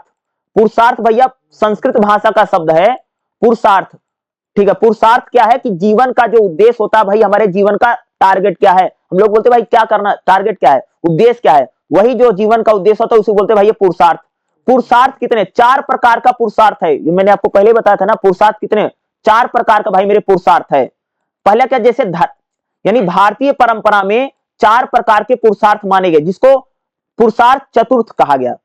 देखो पहला पुरुषार्थ क्या, धर्म। भाई हमें धर्म को मानना चाहिए, धर्म का पालन करना चाहिए, पहला पुरुषार्थ है। हर व्यक्ति को भाई मेरे अपने धर्म का पालन करे, ये पहला पुरुषार्थ है। दूसरा भैया अर्थ, भाई हर आदमी को भाई मेरे रुपया पैसा कमाना पड़ेगा और अपनी रोजी रोटी भैया खुद यानी काम करके जीना है, ये अर्थ। दूसरा पुरुषार्थ क्या भैया, इतना तो मेहनत करो ताकि अपनी रोजी रोटी कमा सको, दूसरे पर आश्रित नहीं रहना है, हाथ फैला करके पैसा मांग रहे हो, यह नहीं करना है। यानी हर जीव को अपने जीवन का पुरुषार्थ करना पड़ेगा भैया, रोटी कम से कम इतना तो कमाना पड़ेगा, कम से कम मेहनत तो करनी पड़ेगी ताकि आपको रोजी रोटी तो चल सके, अर्थ। ये पहला पुरुषार्थ क्या, धर्म। भैया हमें धर्म का पालन करना चाहिए। दूसरा पुरुषार्थ है भैया अर्थ। तीसरा पुरुषार्थ है भैया काम क्या, यानी कह सकते काम वासना। काम क्या यानी भाई आप शादीशुदा होगा तो व्यक्ति क्या है, या भी व्यक्ति का पुरुषार्थ है कि भाई वो बच्चे पैदा करे, या भी हमारे हिंदू धर्म में पुरुषार्थ है कि हर जीव का यह टारगेट है कि भाई मेरे वो क्या करे, एक प्रकार से संतान उत्पन्न करे, यही काम में यही कहा जा रहा है, काम वासना को कहा जा रहा है। तो काम क्या है, एक प्रकार से काम को कह सकते हैं कि हर जो जीव है वह भाई इतना तो जरूर करेगा कि वो बच्चे पैदा करे, ठीक है, यानी क्या है, काम यही है। और मोक्ष, भाई कह सकते हैं मोक्ष भी जीवन का पुरुषार्थ है। हमें जीवन में भाई मेरे ऐसे काम करे भैया ताकि आपको डायरेक्ट स्वर्ग मिले, मोक्ष। ये चार पुरुषार्थ बताए गए, कौन कौन से, धर्म, अर्थ, काम, मोक्ष, ये चार पुरुषार्थ हैं। धर्म क्या है, धर्म हमको बताता भैया मेरे हमें धर्म के अनुसार चलना चाहिए, धर्म का पालन करना चाहिए, ठीक है, हमको धर्म बताता है, धर्म जो पुरुषार्थ है। अर्थ क्या बताता है, भैया इतना तो पैसा कमाना चाहिए ताकि दूसरे के सामने हाथ ना फैलाना पड़े, हमें अपनी रोजी रोटी स्वयं कमानी चाहिए, ये अर्थ पुरुषार्थ बताता है। काम हमको बताता है कि एक प्रकार से भाई मेरे कि संतान उत्पन्न करना है, एक काम वासना को बताता है काम। चौथा भैया मोक्ष हमको बताता है कि हमें ऐसे कर्म करने चाहिए ताकि भाई हमको मोक्ष मिले, स्वर्ग मिले, ताकि दोबारा इस पृथ्वी लोक पर ना आना पड़े भोगने के लिए। तो ये चार पुरुषार्थ बताए गए भाई मेरे, यानी मनुष्य के चार पुरुषार्थ हैं। जिसमें धर्म क्या है, धर्म वह सिद्धांत है जो व्यक्ति को नैतिक कर्तव्य और सदाचार को बताता है।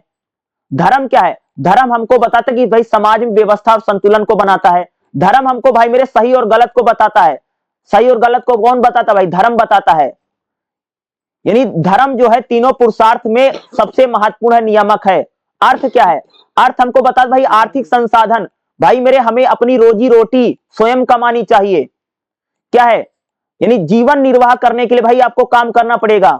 धर्म के अनुसार भैया इतना तो करना पड़ेगा कि आप कम से कम पैसा तो कमा लो, इसका हमने हाथ में फैला है, ये हमको कौन बताता है, अर्थ पुरुषार्थ बताता है। काम क्या है, काम मतलब इंद्रियों को भैया सुख देना, यानी काम पुरुषार्थ हमको बताता है भाई हमें अपने जीवन में आनंद और संतुलन को बनाए रखना जरूरी है। काम मतलब भाई मेरे काम वासना, समझ लेना क्या है काम मतलब, काम वासना, ठीक है, सेक्स की प्रवृत्ति भी कह सकते इसको, ठीक है।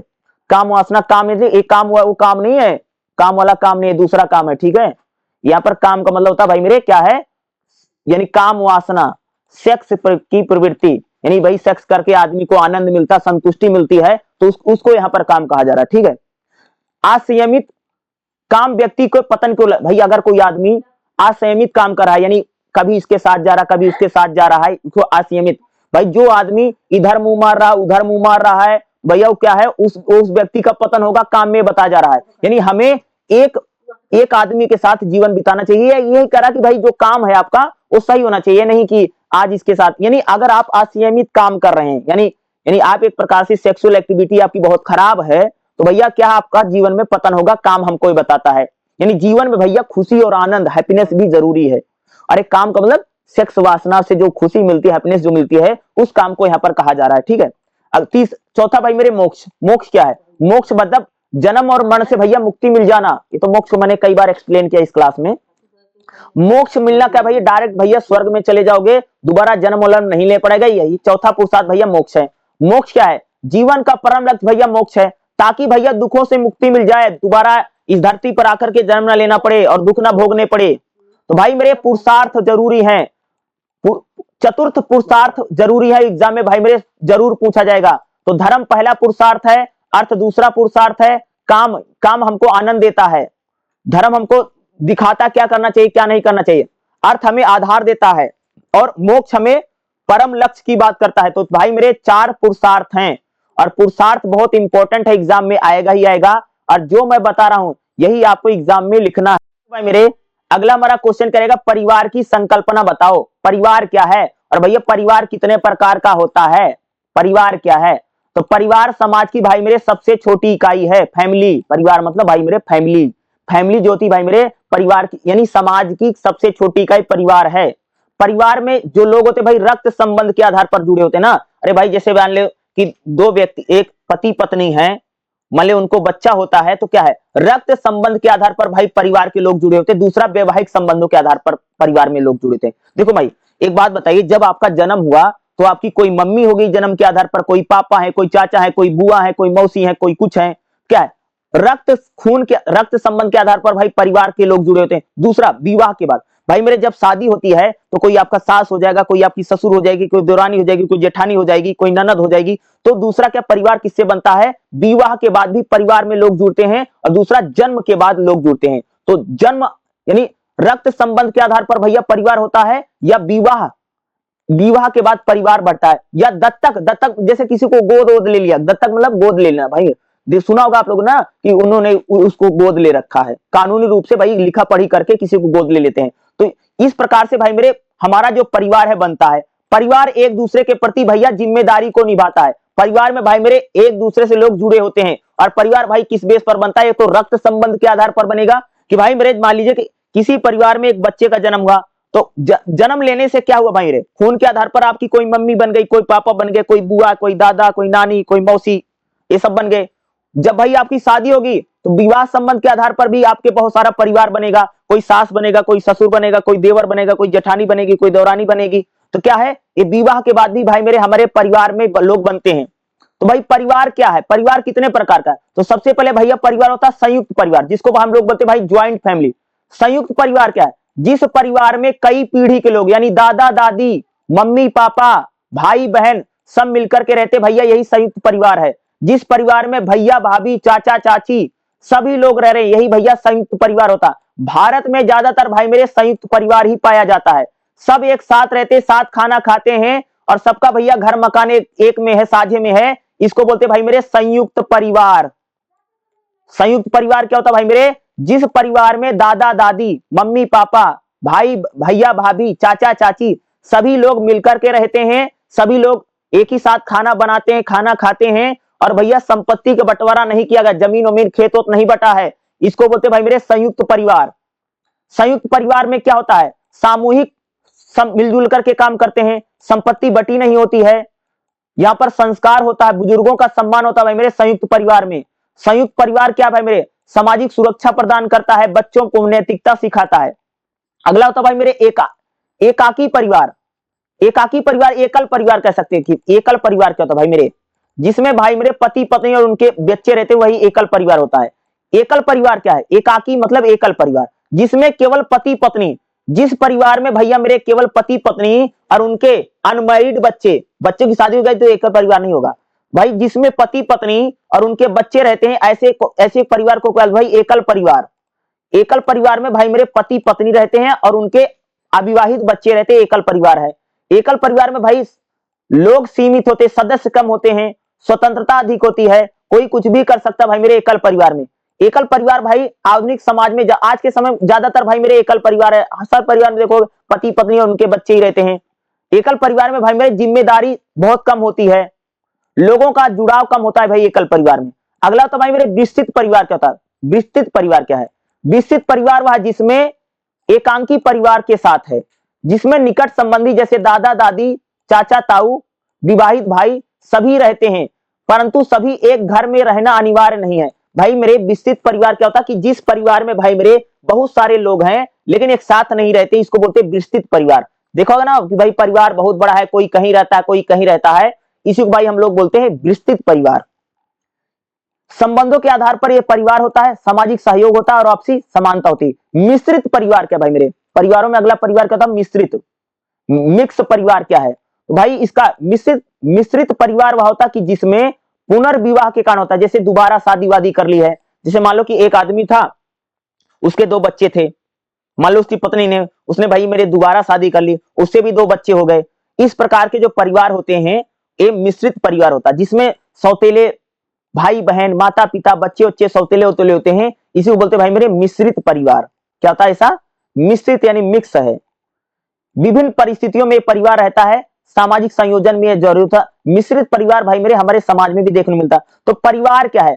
संयुक्त परिवार होता भाई मेरे, एकल परिवार होता है, विस्तृत परिवार होता है और मिश्रित परिवार हमारे समाज में होता है। तो परिवारों का स्वरूप क्या है और भाई मेरे परिवार कितने प्रकार का है, परिवार को लेकर के भाई मेरे एग्जाम में 100% क्वेश्चन आएगा। तो जो मैं बता रहा हूं इसको जरूर करके जाइएगा, यही सारा इंपॉर्टेंट है एग्जाम की मेरे। अगला हमारा क्वेश्चन करेगा विवाह संस्कार क्या है और इसके विभिन्न शास्त्रों में विवाह संस्कार की अवधारणा क्या है, विवाह कितने प्रकार का है। तो विवाह संस्कार क्या होता है भाई मेरे? विवाह संस्कार देखिएगा, विवाह हिंदू धर्म में एक संस्कार माना गया और भाई विवाह जरूरी है, कंपलसरी है, अनिवार्य माना गया है। विवाह को हमारे यहाँ क्या मानता है भाई? कंपलसरी है, अनिवार्य है, जरूरी है, विवाह करना ही करना है। यह स्त्री और पुरुष के बीच एक धार्मिक, सामाजिक और नैतिक बंधन है। विवाह कहता है, विवाह सिर्फ 2 लोगों का मिलन नहीं, बल्कि विवाह जो होता है भाई मेरे धार्मिक होता है, धार्मिक भी मान्यता विवाह की है, समाज भी विवाह को मानता है और विवाह में भाई नैतिक संबंध भी होते हैं, नैतिकता के आधार पर भाई विवाह होता है, जिसके माध्यम से गृहस्थी चलती है भाई मेरे। और एक आदमी पति पत्नी गृहस्थ में जाते हैं। विवाह का उद्देश्य क्या है? विवाह हमें धर्म, अर्थ, काम, मोक्ष इनको पाने का साधन है। विवाह भाई मेरे परिवार और समाज के लिए जरूरी है। विवाह क्या है? हमारे परिवार के लिए और समाज के लिए भाई मेरे विवाह होना बहुत ज्यादा जरूरी है। विवाह हमें संतान देता है, संतान पाने के लिए भाई मेरे, संतान उत्पत्ति के लिए भाई मेरे विवाह जो है वो बहुत ज्यादा जरूरी है। क्या है? संतान उत्पत्ति और संस्कारों के लिए कह सकते विवाह संस्कार बताया भाई विवाह संस्कार जरूरी है ना, बता नहीं 16 संस्कारों हम लोगों ने विवाह संस्कार पढ़ा ना भैया। शादी जो है अनिवार्य है, कंपलसरी है। आजकल के लोग जरूर कहते हैं भाई नहीं करेंगे, मना करते हैं, कहते भी नहीं, बहुत सारे लोग ऐसे कर ले रहे हैं। लेकिन हिंदू समाज में कह सकते या हिंदू धर्म जो है वो भाई कहता कि विवाह जो संस्कार है वो अनिवार्य है। 16 संस्कारों में इसकी बात की गई है। और विवाह क्यों करना है भाई मेरे? ताकि धर्म, अर्थ, काम, मोक्ष इसको कर सको, ताकि भाई परिवार और समाज में आप कुछ कर सको। और संतान उत्पत्ति के लिए भाई मेरे विवाह संस्कार जो है अति आवश्यक है, अति जरूरी है। इसीलिए विवाह केवल सामाजिक अनुबंध नहीं है, विवाह जो है भाई पवित्र संस्कार है, बहुत ही ज्यादा धार्मिक रूप, धर्म में इसको बहुत ज्यादा पवित्र माना गया भाई मेरे विवाह संस्कार को। कई सारे शास्त्रों में विवाह संस्कार क्या माना गया? विभिन्न शास्त्रों के अनुसार विवाह क्या है। तो जैसे वेदों की बात करें, वेदों में विवाह को बताया। वेद कहते भाई मेरे विवाह जो है धर्म पालन का सबसे बड़ा माध्यम है। वेद में कहा भाई जो विवाह है धर्म पालन का सबसे बड़ा माध्यम है। पति पत्नी को सहधर्मी माना गया है। विवाह जीवन भर का बंधन है भाई, कौन मानता है? वेदों में कहा भाई जो विवाह है वो जीवन भर का बंधन है। क्या है? कौन कहता है भाई? वेद कहते हैं। स्मृतियों में, मनुस्मृति में क्या कहा गया? मनुस्मृति में भाई मेरे विवाह को लेकर क्या कहा? विवाह जो है गृहस्थ आश्रम का आधार है। विवाह समाज के लिए भाई मेरे बहुत ज्यादा जरूरी है। या विवाह 8 प्रकार के हैं भाई, मनुस्मृति में जो मनु 8 प्रकार का विवाह बताता है। अरे जैसे गंधर्व विवाह, जैसे किसी को भगा करके भाई मेरे शादी कर लेते हैं, या मान लो किसी को उठा लाए बिना घर की मर्जी कर लिया। तो इस प्रकार के 8 प्रकार के विवाह भाई मेरे मनुस्मृति में बताया। मनुस्मृति भी कह सकते भाई विवाह को मानती है और कहती भाई मेरे विवाह बहुत जरूरी है और गृहस्थ आश्रम के लिए भाई मेरे विवाह बहुत आवश्यक है। उपनिषदों में भाई मेरे विवाह को बताया गया है। उपनिषद में विवाह को क्या बताया? आध्यात्मिक और नैतिक। भाई अगर हमको आध्यात्मिक और नैतिक उत्थान पाना है, नैतिक रूप से हमें आगे बढ़ना है, तो विवाह संस्कार बहुत जरूरी है। पति पत्नी में सहयोग के लिए भाई मेरे विवाह संस्कार जरूरी है। विवाह कितने प्रकार का था भाई मेरे? विवाह खास तौर से मनुस्मृति में, मनुस्मृति में भाई मेरे 8 प्रकार का विवाह, कितने प्रकार का भाई मेरे, 8 प्रकार का विवाह किसमें बताया भाई मेरे, मनुस्मृति में 8 प्रकार के विवाह मनुस्मृति में है। जैसे कौन कौन से, सबसे पहले हम विवाहों की बात करेंगे। जैसे पहला भाई ब्रह्म विवाह। ब्रह्म विवाह क्या होता है भाई मेरे, यानी योग्य वर और योग्य कन्या का जब विवाह होता है, यही ब्रह्म विवाह। सही लड़की है, सही लड़का है, योग्य लड़का योग्य लड़की है, इनका शादी कर दो भाई मेरे, क्या है, ब्रह्म विवाह है। दूसरा था देव विवाह। देव विवाह क्या है, यानी यज्ञ करने वाले ऋषि जब कन्या को, जब कोई जैसे मान लो कोई ऋषि मुनि है, अगर वो अपनी लड़की की शादी करता है, इसको भाई मेरे बोलते हैं देव विवाह। तीसरा होता अर्स विवाह। अर्सा विवाह क्या है, वर यानी लड़का जो है वो दक्षिणा लेकर के, अगर भाई मान लो दहेज लेकर के, अगर भाई मेरे अगर आप लोग अगर पैसा लेकर के यानी दहेज लेकर के शादी करते हैं, जिसको बोलते हैं अर्स विवाह। जो सादगीपूर्ण विवाह, यानी वर से प्रतीकात्मक दक्षिणा लेकर के, थोड़ी से पैसे लेकर के भाई मेरे जब हम लोग शादी करते हैं, इसको बोलते हैं अर्स विवाह। प्रजापत्य विवाह क्या, प्रजापत्य विवाह क्या होता है भाई मेरे, धर्म पालन करने के लिए, जैसे आप अपने धर्म के पालन करने के लिए भाई मेरे विवाह कर लिया, यह समान कर्तव्य पर जो विवाह था उसको बोलते हैं प्रजापत्य विवाह। अगला भाई मेरे कौन सा विवाह है, असुर विवाह क्या होता है, असुर यानी धन लेकर के कन्या से शादी कर लेना, बहुत ज्यादा दहेज लेकर के अगर कोई शादी करा, असुर भैया राक्षस विवाह उसको बोलते हैं। असुर विवाह क्या है कि अगर कोई लड़का बहुत ज्यादा पैसे लेकर के लड़की शादी करा भाई, इसको बोलते हैं असुर विवाह। निंदनीय माना गया भाई, इसकी आलोचना की गई, इसकी घोर बुराई की गई असुर विवाह की।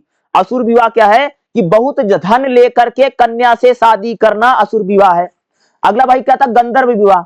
स्त्री पुरुष का पारस्परिक सहमति से, अजय भाई जैसे लड़का लड़की खुद ही पसंद कर ले, इसको हम लोग कहते हैं भाई गंधर्व विवाह। गंधर्व विवाह क्या होता है भाई, लड़का लड़की ने खुद ही दोनों को पसंद कर लिया, दोनों ने भैया खुद ही शादी कर ली, ये गंधर्व विवाह है।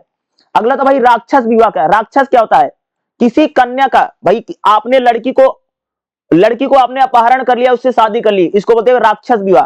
भाई राक्षस, पहले राक्षस फाक्षस जो होते थे ना, इससे शादी करते भाई, बढ़िया लड़की देखी, सुंदर लड़की देखी तो उसको चुरा लिया या उसको पकड़ लाए, उससे शादी कर लेते थे, इसको बोलते भाई मेरे राक्षस विवाह। बलपूर्वक किसी लड़की से शादी कर लेना, खास तौर से जो क्षत्रिय समाज है इसी प्रकार से शादी करते थे, ये राक्षस विवाह है।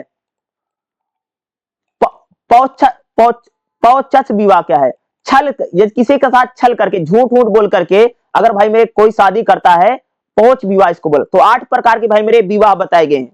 विवाह संस्कार, समाज और नैतिकता के लिए भाई मेरे बहुत महत्व है। परिवार की स्थापना के लिए भाई विवाह जरूरी है, समाज के लिए भाई मेरे विवाह जरूरी है, संस्कारों के लिए भाई मेरे विवाह जरूरी है, और पति पत्नी के अधिकारों के लिए कह सकते भाई मेरे विवाह जो है बहुत ज्यादा जरूरी है। विवाह क्या भाई मेरे, एक प्रकार का अनिवार्य है, और विवाह जो कह सकते भाई 16 संस्कारों में से विवाह संस्कार भी आता है। ठीक है भाई, विवाह कितने प्रकार का होता है, विवाह क्या होता है, इस प्रकार का क्वेश्चन आपको एग्जाम में 100% देखने को मिलेगा ही मिलेगा, और जितना मैं करा रहा हूं उतना जरूर करके। अगला क्वेश्चन देखिए भाई मेरे, रामायण काल में भाई मेरे परिवार को बता, भाई रामायण थी, रामायण काल में भाई मेरे कौन कौन से परिवार थे, किस प्रकार के परिवार थे, विभिन्न परिवारों को बताओ। रामायण काल में भाई मेरे परिवारों के बारे में बात करना है, तो देखिएगा रामायण कालीन परिवार, भाई रामायण के समय, रामायण काल में कह सकते जो परिवार थे वो धर्म, कर्तव्य और संस्कारों और मर्यादाओं पर थे। रामायण के यानी रामायण की बात करेंगे भाई, भगवान राम जिस समय के हैं उस रामायण काल उसी बोलते हैं। रामायण काल के समय कह सकते जो परिवार होते थे उस समय कह सकते भाई वो सभी परिवारों में धर्म, कर्तव्य, संस्कार और मर्यादा बहुत होती थी। रामायण काल में जो भाई परिवार होते थे रक्त संबंध पर नहीं बल्कि नैतिकता और सामाजिक व्यवस्था थी। यानी रामायण काल में भाई में जो परिवार था वो नैतिकता के आधार पर और समाज के आधार पर परिवार होते थे। रामायण काल में भाई मेरे कई परिवारों के बारे में जानकारी मिलती है जो आज भी समाज में दिखाई देते हैं। रामायण काल में भाई मेरे कौन कौन सा परिवार है, रामायण कालीन परिवारों का वर्गीकरण, भाई रामायण काल में भाई मेरे कौन कौन से परिवार थे, तो रामायण काल में भाई मेरे कई प्रकार के परिवार थे। जैसे राज परिवार, राजा का परिवार होता था, ऋषि का परिवार जो ऋषि मुनि भाई इसका परिवार होता था, गंधर्व का परिवार होता था, वानर, बंदर जो होते वानर का परिवार होता था, और भाई मेरे राक्षस भी परिवार होते थे। तो 5 प्रकार के भाई मेरे रामायण काल में परिवार हैं, राजा का परिवार, ऋषि मुनि का परिवार, गंधर्व का परिवार, वानर का परिवार और भैया राक्षस का परिवार। भाई राजा यानी भगवान राम हो गए राजा का परिवार, ऋषि मुनि जैसे बहुत सारे ऋषि मुनि थे जैसे अगस्त ऋषि थे, ठीक है, उनका परिवार, गंधर्व परिवार जो खास से गंधर्व होते हैं, कन्याएं होती थी, वानर परिवार जैसे भाई जैसे सुग्रीव है, बाली है, ये सारे लोगों का जो परिवार है, राक्षस परिवार भैया जैसे रावण का परिवार था वो तो राक्षस परिवार था ना, रावण तो राक्षस था ना, तो रामायण काल में भाई में इनका भी परिवार था। तो देखेगा दशरथ का परिवार क्या है, जो राज परिवार है। देखो दशरथ भैया, दशरथ का परिवार कैसा, राजा का परिवार है। यानी अयोध्या के राजा भाई मेरे दशरथ थे, उनकी 3 रानियां थी ना, कैकेयी, कौशल्या, सुमित्रा, और जिनके भैया मेरे 4 पुत्र थे, राम लक्ष्मण भरत शत्रुघ्न। और भाई मेरे जो राज परिवार होता है यहाँ पर पितृ भक्ति होती है, सभी लोग भाई पिता की बातें मानते हैं और भाई की बात मानते हैं। जो राजा का परिवार तो भाई यहाँ पर त्याग अनुशासन भाई मेरे बहुत ज्यादा होता। राजा का जो परिवार भाई आदर्श परिवार कौन था भाई, राजा का परिवार। अगला भाई क्या होता कि यानी ऋषि का परिवार क्या है, तो भाई राजा जनक जो है उनका परिवार, राजा जनक भाई बहुत बड़े ऋषि थे। सीता जी जो हैं जिनकी पुत्री है राजा जनक की, भाई मेरे जो राजा जनक थे वो बहुत बड़े ऋषि थे, बाद में वो राजा बन गए थे, ठीक है। तो राजा का परिवार क्या भाई मेरे, राजा जनक का परिवार है। जैसे राजा जनक कौन है भाई, मिथिला के राजा हैं, उनकी पुत्री भाई मेरे सीता है। राजा का परिवार की विशेषता क्या है, यानी जो जनक जी थे, यानी राजा जनक वैदेही कहलाए, यानी कह सकते ऋषि कहलाए गए थे। यानी कह सकते जो ऋषि का परिवार होता है उसमें ज्ञान वैराग्य और धर्म की बात होती। भाई सीता का पालन पोषण इन्होंने किया था, लेकिन उच्च नैतिकता के साथ किसने किया, राजा जनक का जो परिवार है भाई ऋषि परंपरा की बात करता है।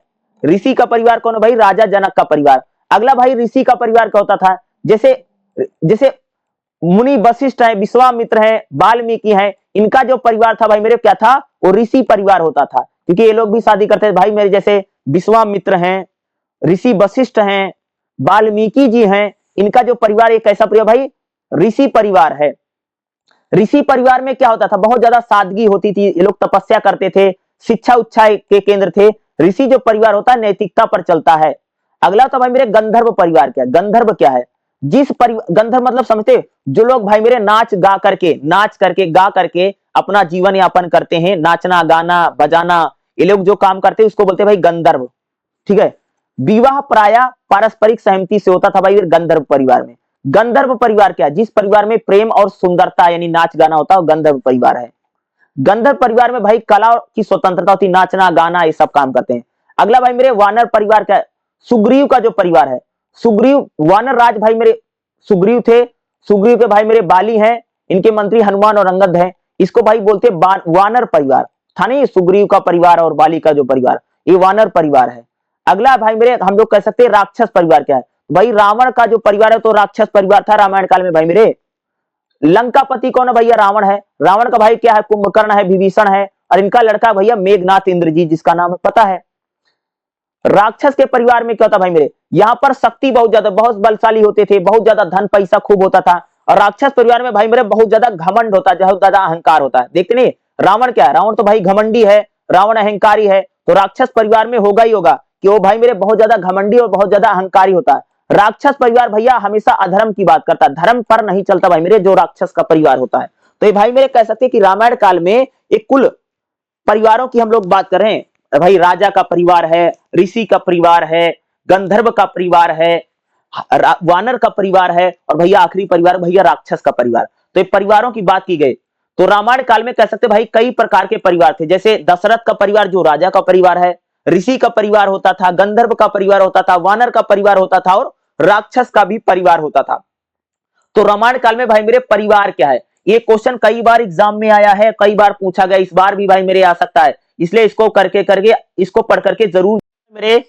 अगला हमारा क्वेश्चन क्या रहेगा, संस्कृत साहित्य में मनुष्य और प्रकृति के उपरूपता बताओ, कालिदास के विशेष संग्रह। यानी जो संस्कृत साहित्य है उसमें मनुष्य और प्रकृति के बारे में भाई मेरे क्या कहा गया है, खास तौर से जो महाकवि कालिदास हैं वो प्रकृति के बारे में और मनुष्य के बारे में भाई मेरे वो क्या कहते हैं।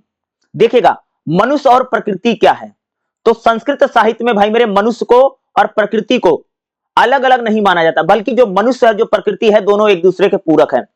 यानी जो प्रकृति है जो मनुष्य है एक दूसरे को भाई मेरे क्या करते हैं, पूरक माना गया भाई। खास तौर से प्रकृति को हम लोग माता मानते भाई, हम देखते हैं भाई हम प्रकृति को, जैसे हम पृथ्वी को माता मानते हैं भाई, हम जल को देवता मानते हैं। तो भाई मेरे अगर आप देखो हिंदू धर्म जो है वहां पर भाई प्रकृति को हम लोग क्या मानते हैं, धरती माता मानते हैं ना।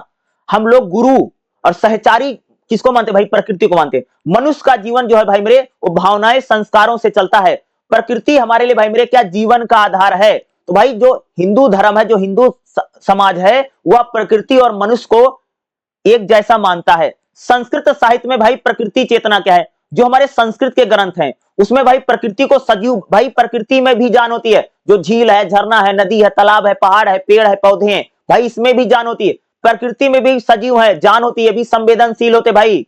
प्रकृति में जैसे हमारी प्रकृति क्या है, जैसे पर्वत है, नदी है, वन है, ऋतु है, पशु है, ये भाई ये मानव की भावनाएं से जुड़े हैं भाई। हम लोग जो मनुष्य हैं, हम लोग भी भाई मेरे अपने पर्वतों से, पहाड़ों से, नदियों से, ऋतुओं से, अपने जानवरों से, पेड़ों से भाई मेरे हम लोग भी जुड़े हैं ना।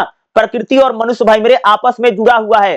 प्रकृति केवल पृष्ठभूमि नहीं है, बल्कि प्रकृति हमारे सहचर, हमारे साथ साथ चलती भाई मेरे। प्रकृति जो है वो मनुष्य के भाई मेरे साथ साथ चलती है।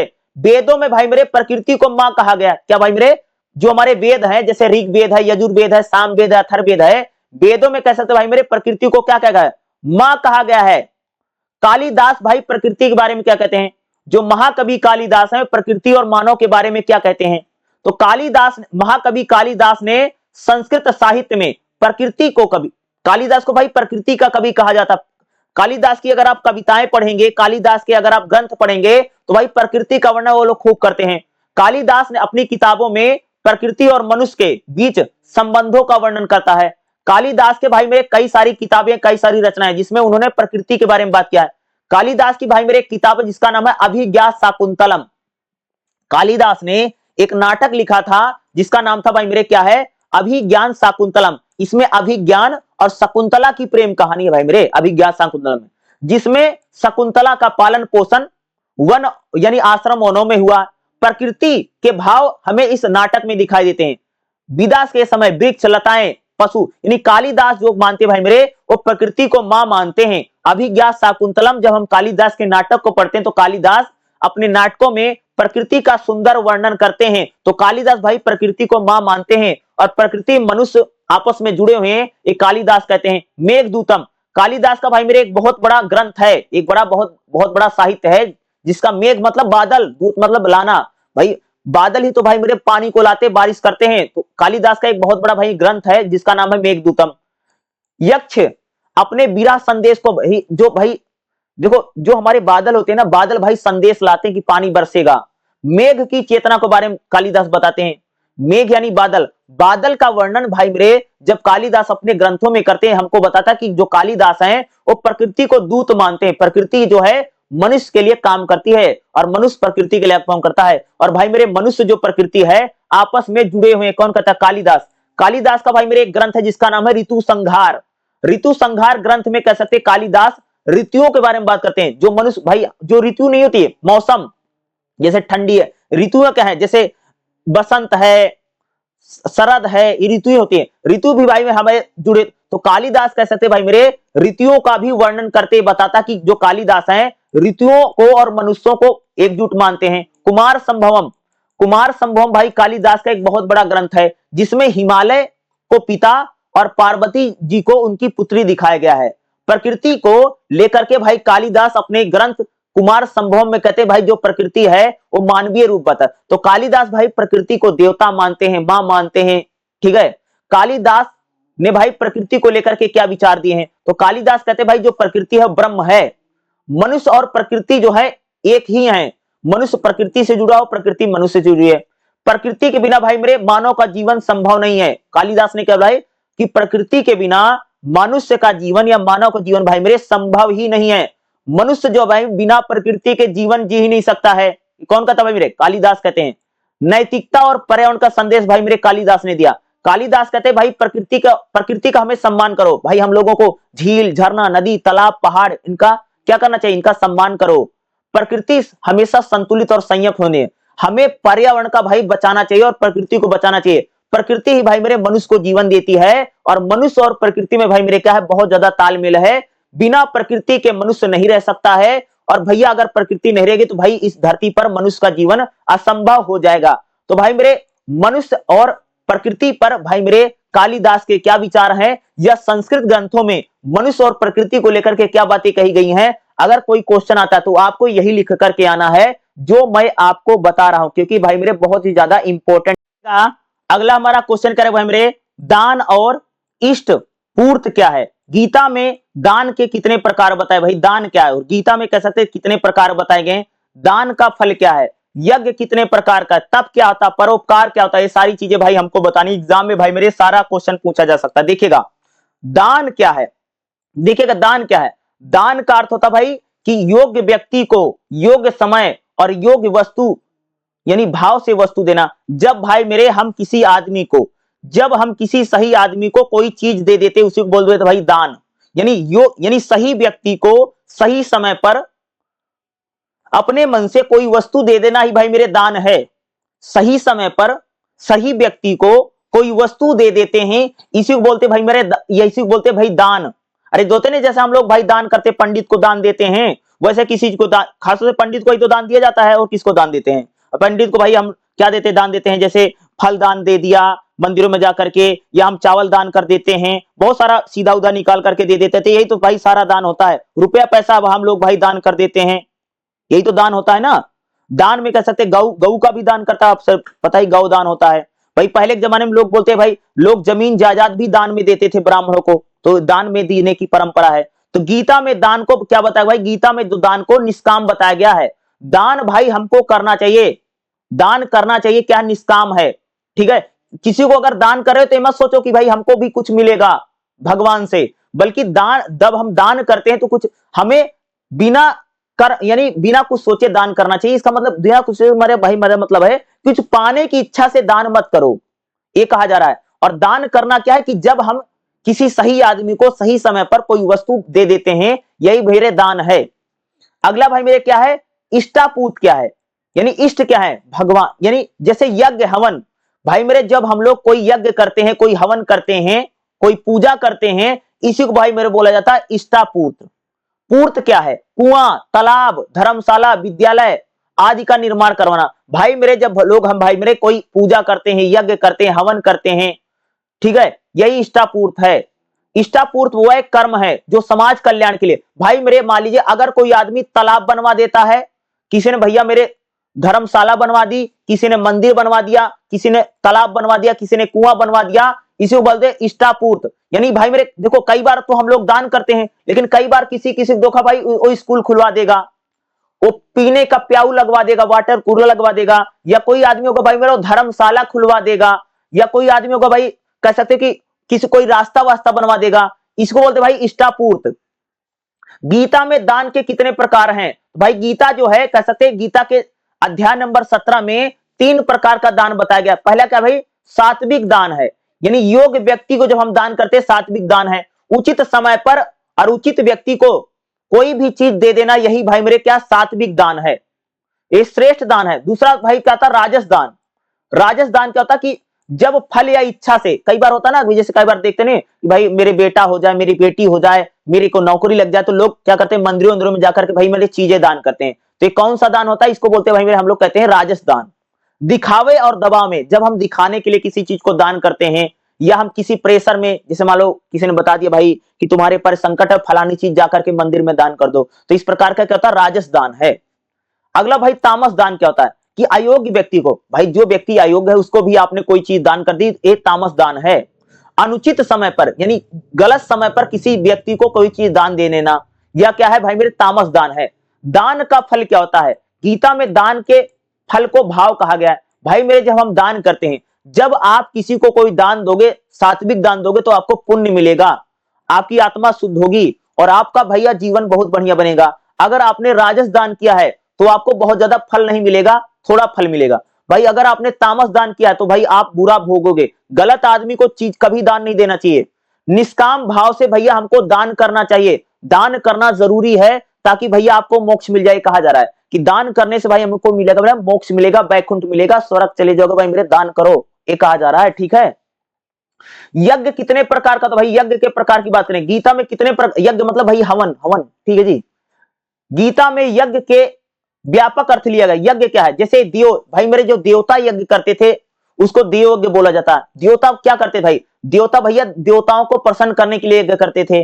अगला क्या भाई मेरे, द्विपद यज्ञ क्या है, कोई वस्तु को दान देना, या भी एक प्रकार के यज्ञ। जैसे कई बार हम, जैसे मान लो हमने यानी मान लिया हमने लकड़ी जलाई, हवन कर रहे हैं, और उसमें भाई कोई हवन में कोई वस्तु डाल दे रहे, कोई होता नहीं जैसे डाल देते हैं, तो क्या है, द्रव्य हवन यज्ञ है।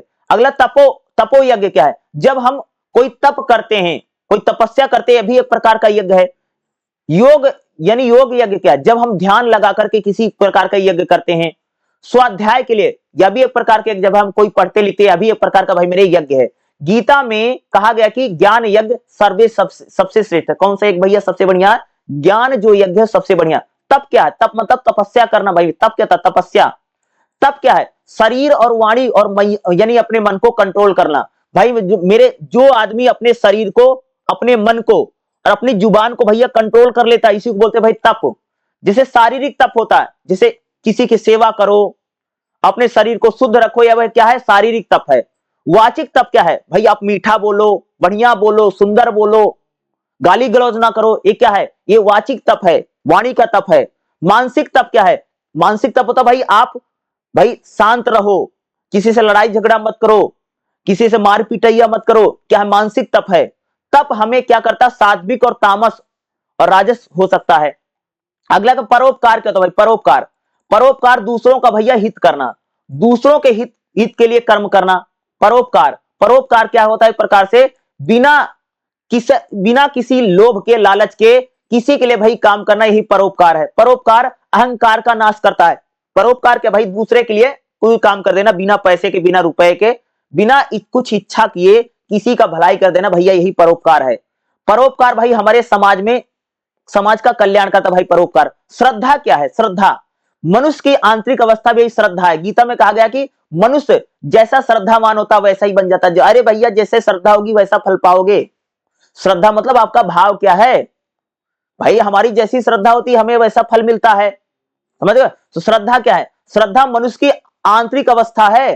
भाई आपका जितना विश्वास होगा आपको उतनी चीजें मिलेंगी। यही चीजें हमें किस में बताई जा रही भाई मेरे? श्रद्धा में बताया जा रहा है।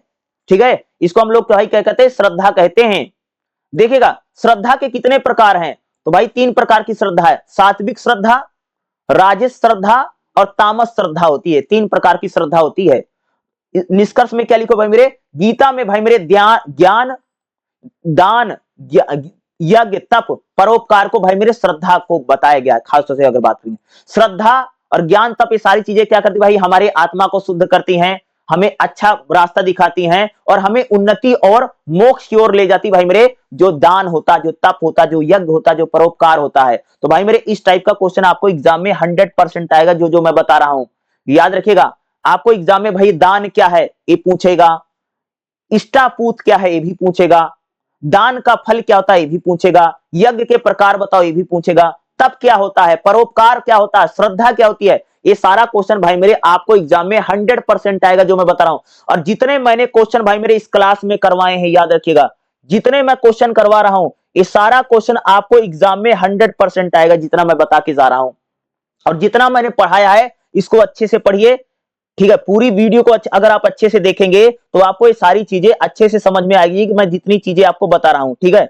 वीडियो को आप लोग इसको 2-3 बार जरूर देख लीजिएगा, आपको समझ में आ जाएगा। और कमेंट करके आप लोग मुझे जरूर बताइएगा भाई मेरे कितना आपको समझ में आया, कितना आपको समझ में नहीं आया। पहले भी मैंने इसका वीडियो जरूर बना रखा है, बट इस बार मैंने आपको नोट्स के थ्रू बता दिया है।